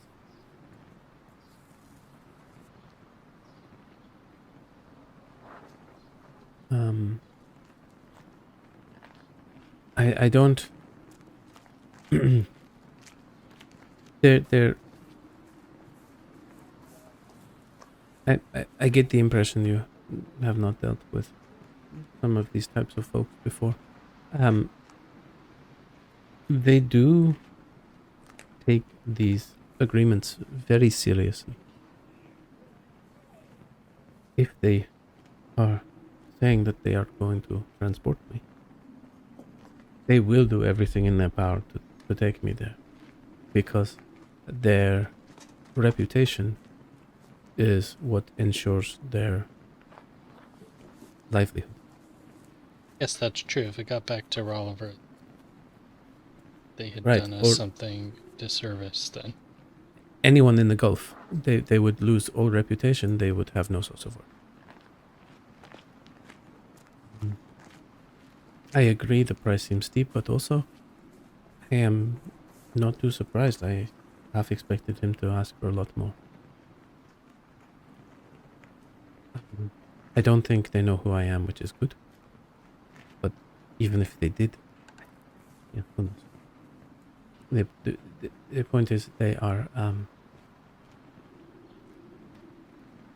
it is a way for me to leave, and that is very appealing right now.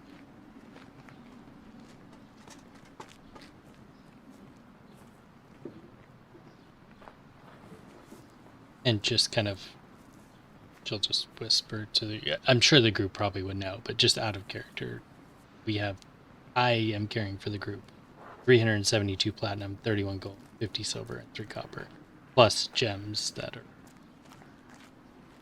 a handful of gold too. So the money's not really the issue. Okay. As far as group funds go. It is worth reminding you that you have... we haven't deducted it from anything yet, but you almost certainly would have had to have put down some sort of deposit with Snorri Bjornsson for the work on the Pickled Quipper. Mm-hmm. Oh, yeah. Yeah, I don't think any of that was taken out. No. Technically, I don't think the amount's even been properly listed yet. But yeah, so that is a thing to factor in to the back of your mind. Like there is a large project under work right now. But I mean, it's gonna take a while. You don't have to. It's not like you have to be paid in full right away or anything.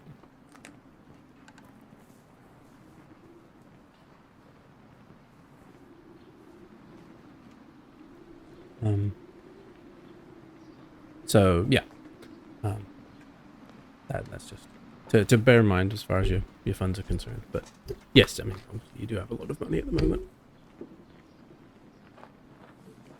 I'll just kind of say to the group then,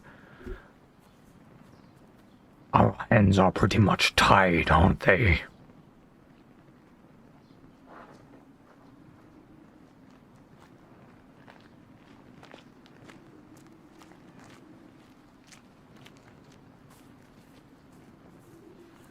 Claire just says, maybe it's worth it to gain friends here on the island. It'll help us keep learning more, right?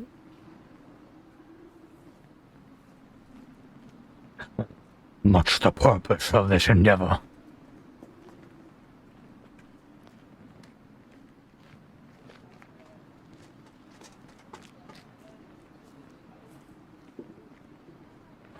Are we all in agreement?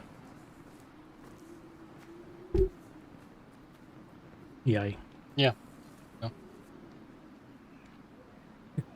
Just nodding.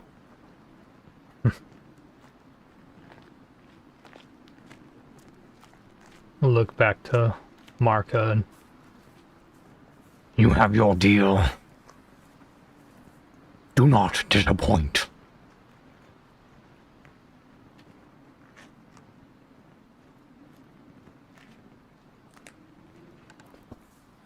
he'll Right. nod to Cosette. All right. Miss Cargo, if you'd like to come aboard, we'll find somewhere for you below deck. Smokey, can you show her down? Any, see. Follow me, please. Lavinia just kind of turns to the rest of the group and says, thank you for this. I will find a way to make sure that they know that I was out safe, that you did this for me, and that we will ensure that I don't want you to be too out of pocket for this. At the very least, we can share more information with you that perhaps ultimately could be worth more than coin.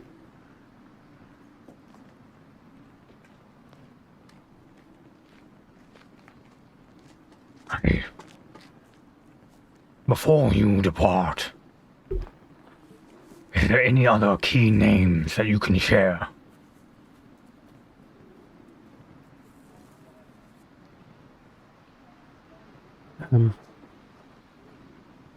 Part of the frustration for me was trying to identify members of the caucus.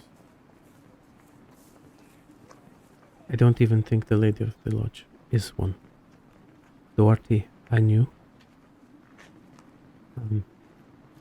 I didn't find out the name, but I heard that there is someone who is often traveling with Duarte previously. Another powerful mage who was often seen traveling with a large creature, a golem made of stone. I don't know who he was, but that man with the golem is powerful and is definitely another member of the caucus. There's there would be no reason for them to be so close together. Powerful mages typically tend to stay apart. So if they were seen in proximity more than once, that means they are aligned on something big. You do know. I would suggest trying to find out more information about him.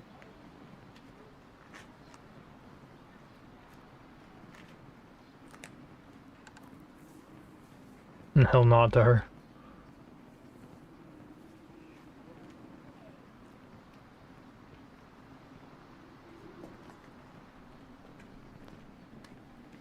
And all our stuff was here, right? On the boat still?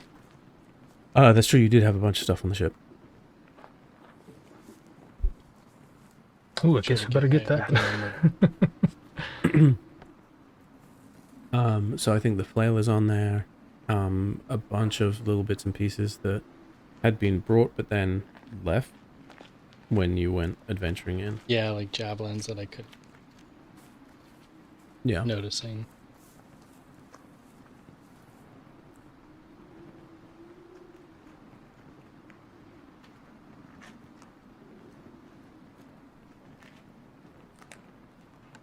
So yeah, for now you're gonna have to lug all that stuff around.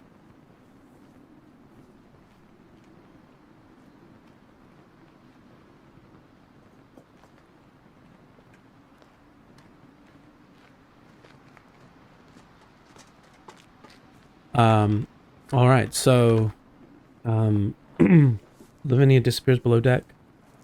Marker goes and rouses the crew, and eventually, you see Adad step on deck. Oh, And sorry. Should yeah. we get anything from her? Like, in I don't know how that would work. Like with just to prove that, or was just going by there and knocking. Yeah, some form of. I mean, does she That's fair. have anything, or is that? I wouldn't know. she, you kind of say that, and she says, "Oh, yes, I do. There's one thing I can do," and she pulls out from a little pouch. She has some paper and a quill and a very small vial of iridescent ink, and she dips in and starts writing. And as you watch her write, you're like looking at the letters as she writes them, and you can see the words. It starts out as a letter, and it just says, initially it says, to my calm friends. This group were able to save me from the sewers and provide me passage to the mainland at great risk and great cost. Believe what they say and do what you can to provide them with answers and support. But literally, as you're reading it, the words morph in front of you. And it changes to, Dear Colin, I'm writing to you to tell you that I no longer need the services of your cow. I will be sending the cow back to you in 2 days. I expect to be compensated with 3 sheep, as per our original agreement. Yours sincerely, Frederick. And she has a little smile on her face and says, only those I wish to be able to read will be able to read. And hands it to you. What's that? She's like in marvel of it. Someone possessed a forgery kit.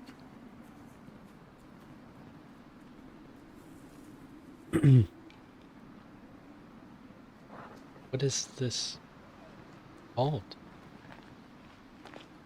Oh, it is not really the ink so much as the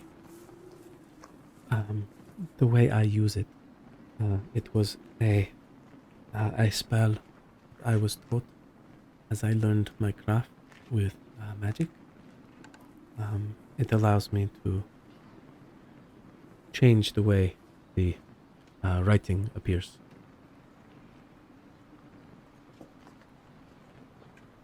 If you were to use the ink, it would perhaps not do anything different. You have to know how to use it. Very cool. I could hear Cosette pout. Yeah, she's very disappointed. Oh, okay. Perhaps one day you could learn, though. Relatively speaking, it is not too advanced. It is something that, with dedication, you could perhaps learn.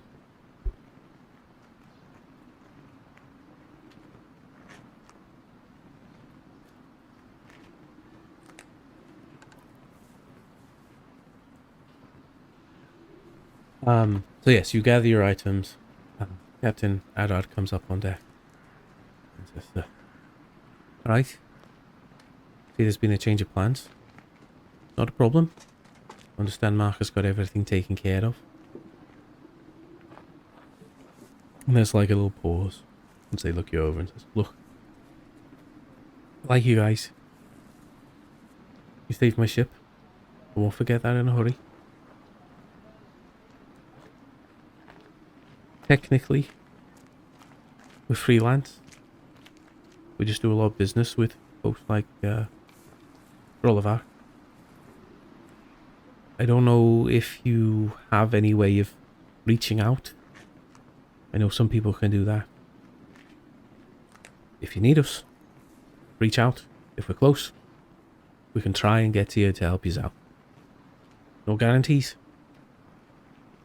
And probably no freebies. I'm just saying. You know, we can come to an understanding. Alright.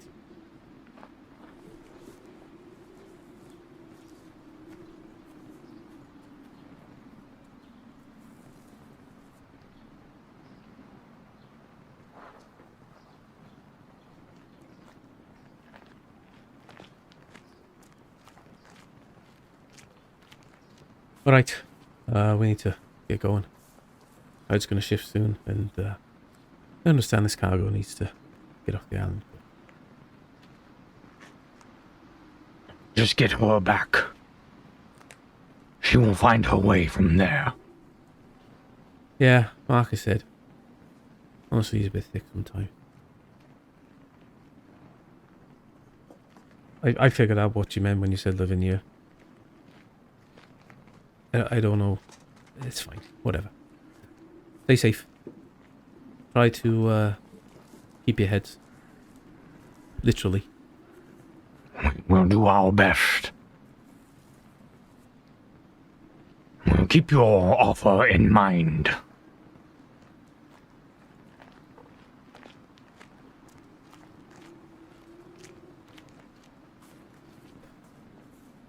And Captain turns and starts barking orders to the crew. Just as they kind of pull the gangplank up, you see Lachlan and Nina getting the sails ready. Smokey kind of sprints back on deck and says, Captain, I'd like to stay and help. Is that okay? And there's like a look between Adard and Marker, and Captain kind of, nice. All right, fine. Keep him safe, and we'll pick you up again sometime. All right. It was always a bit loosey goosey anyway. And Smokey bounds gracefully off the railing, landing back on the dock next to you, and just says, I figured we were in this together now, right? Isn't that we are? Yeah, glad to have you. Okay, good. Can we please find somewhere to sleep?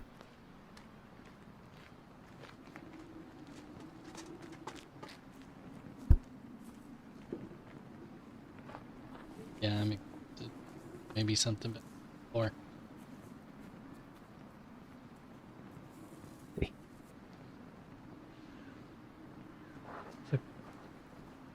Cup and Rat was right down the way, wasn't it? The first one that we stayed at. Yeah, that was the floor though. That was, oh. Maybe not there. So 25 platinum, is that what we paid him? Yeah. Okay. You said we got 300 though? Yeah, we had 372. Okay. That's still a pretty big chunk of that. Yeah. Yeah. I'm used to being a poor character in D&D. It's like, gotta hold on. Never had wealth. It's alright, you don't anymore now either. That's fine. I mean, 350-ish, that's still a lot. No, it's a pretty big jump. So as far as places to sleep, the only other tavern that you know of right now is the Warrior and Cup in West Meandering. There's no to say there aren't anymore, but you hadn't really paid attention to any of the other ones.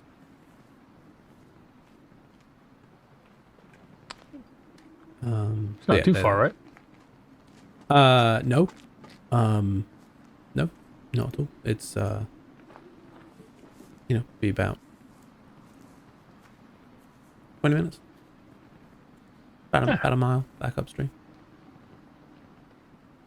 I mean, at this hour, why not? What's 20 more minutes? Well, I mean, is it pretty empty?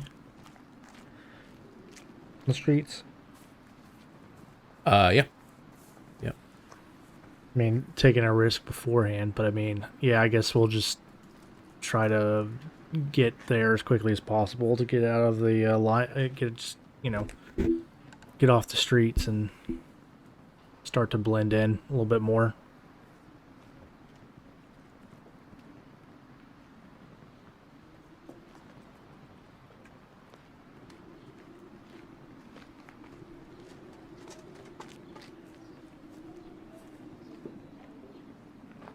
Roll 20 went a bit skewer. Just reloading it real quick. I wonder where you went. Yeah, it did. Everything went white. It was unusual. Normally things go black. Or blue. Okay, so you heading back towards the Warring Cup? Yeah, was that where Kolos and Teta were staying too, or were they just kind of floating? So they were last seen at the Cup and Rat. Okay. That can be an investigation for the next official day.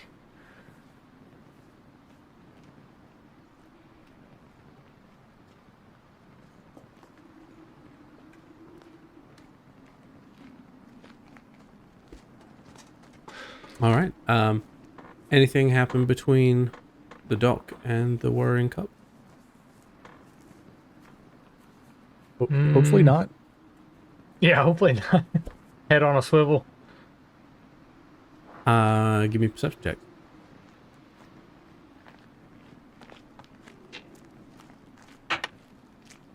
Got that post sneaky activity. Oh yeah, knocking it out. It's so 3. dark. I rolled a 7. Thanks. Oh my god. Whatever my boost is.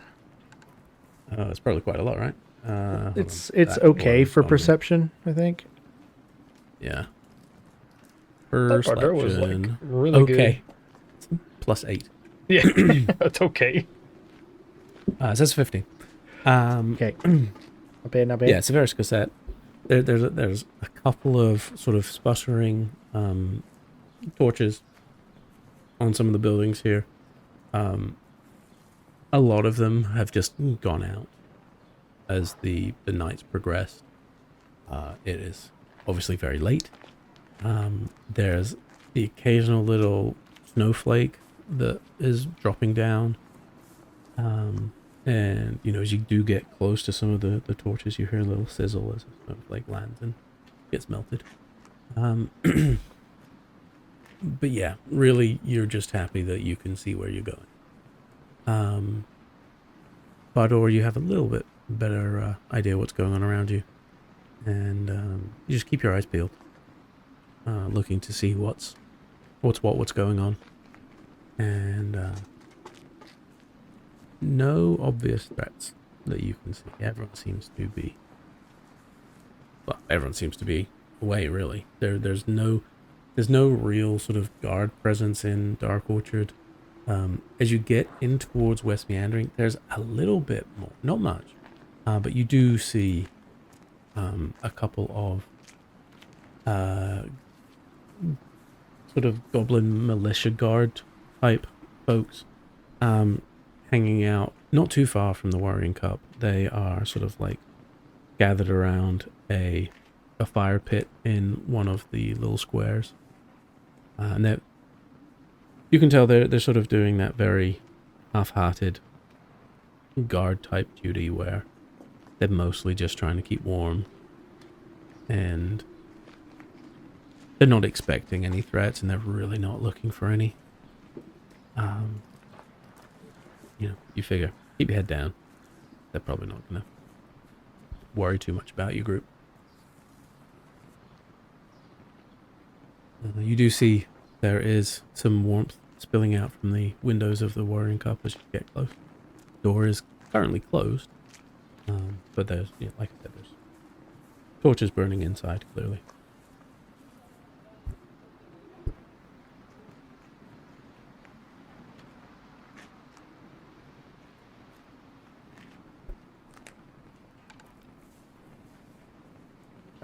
A warm place sounds pretty good.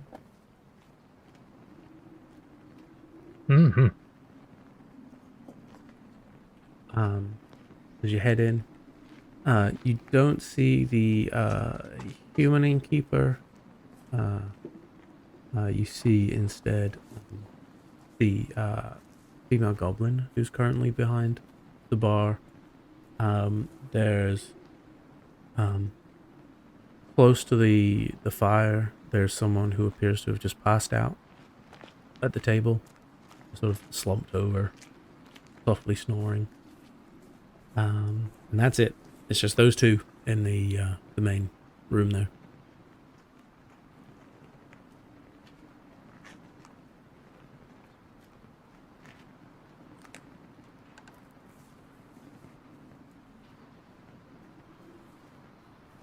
So yeah, walk on up to the goblin. And you can see she's a little uncomfortable around you. But she sort of looks quite a long way up. There's hello, how can I help? We need lodging for the remainder of the night. Okay, how many rooms? What was our arrangements before? 3? We're doing two people a That room? sounds. I'll have to scamp pretty exhausted. Okay. We can do that. Call it, silver per person. Make it, 2 silver per person for bed plus food. I was about to ask if food would be there. Good. Always something cooking.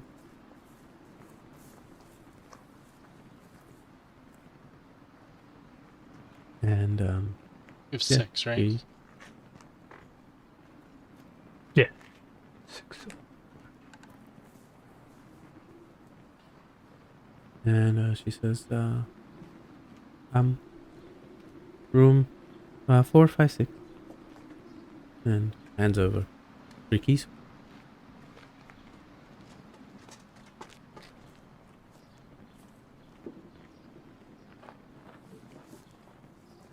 So I'll take them. Got 1 key, hand the other 2 off to.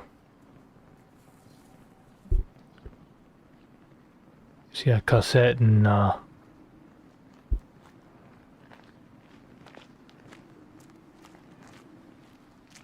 guess Eska. Well, no, Eska probably. I don't know if Eska's. What's she doing? She's sleeping inside because she's not. She, Out just, and then- she lost her voice. Ah, yes. Eska, Eska kind of looks at the key, and then just says, I don't think you meant to give this to me. And just gives it to Smokey instead. And Smokey just says, okay, I have my own room, so good night. And just scurries upstairs into her room. Eska kind of looks at the group and just says, I'm going to find a tree. I'll be back for food in the morning. And with that, she just slips right back out the front door and disappears into the night.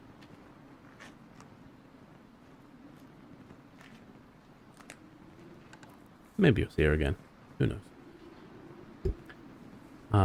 So that leaves, presumably, I guess we're doing Claire Cassette in one room and Bador and Silveris in the other. Yeah. Yeah. Right. Works. And I don't know that there's a whole lot of talking or chit chat going to bed. I think Cassette's gonna check. Be happy to have her ugly armor back. Make sure it hasn't. Make sure it's still just as hasn't gotten any uglier. So glad this hasn't rusted away. And then yeah. But other than Well, now, that, was that on the ship or was that in... I thought we left it on the ship, but did we leave it back completely? I don't remember. I'm trying to recall if where you decided to leave things. I think I I left know- the majority of my stuff back at the Oh, maybe we smithy. did then.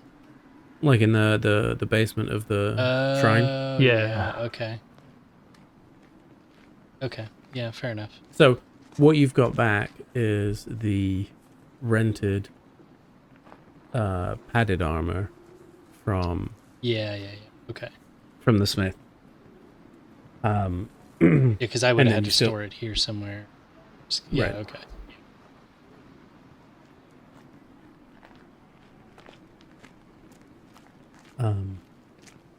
Oh, I guess you may have bought yours. Silveris was the one who rented the. Yeah, Yeah, I I think got I it bought it rented. because it was just Breastplate. real cheap. freaking magical like Eldath armor back at the shrine. God. And then I imagine Claire probably like very bleary eyed goes through her usual sort of like end of day rituals, but very half hearted. Like she knows that observing it is correct and proper, but it is a very much an uphill struggle to get through her, you know, her sort of like time honored practiced things.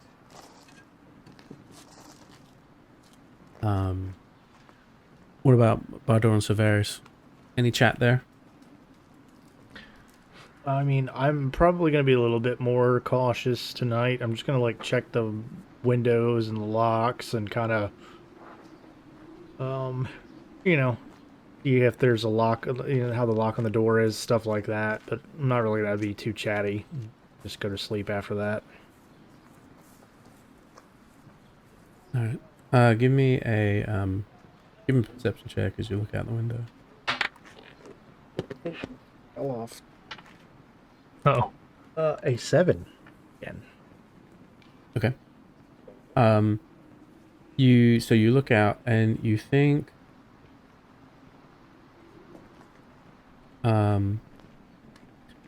maybe you see a figure just scarpering up what looks like pretty much the only tree that's visible to you right now.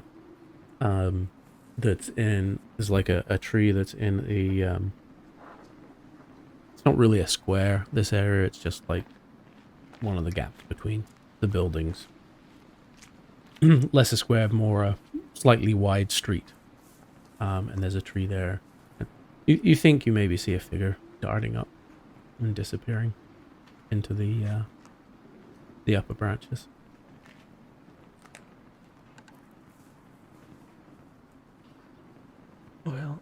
I am glad I'm not out there.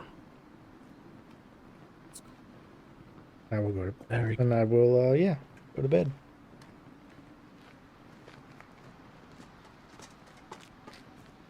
Alrighty. So,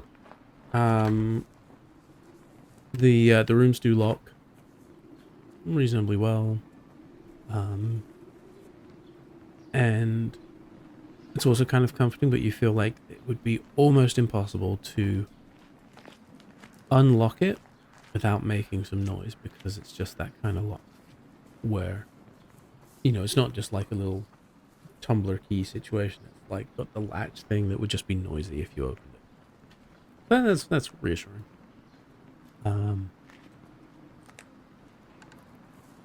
And yeah, you are able to complete a long rest and get back half your hit dice, spell slots, any missing hit points. You're all back up to full. And we will, I think, end the session here.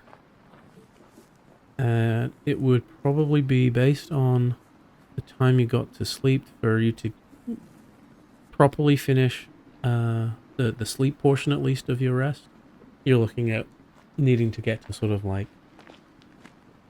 8:30, 9 o'clock before you can even really think about getting going. But yeah, we'll pick up, say, 9 o'clock with breakfast on the mind on the 2nd of Uktar, out in West Meandering. Sounds good. Cool. Well, that was a costly episode.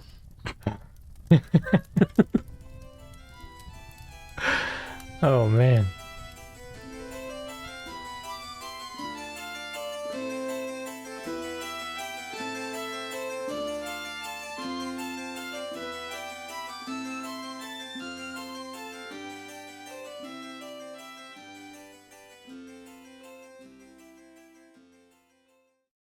Like, oh yeah, well, we normally don't get attacked by hydras, so it's probably not going to be a big deal this time. Like,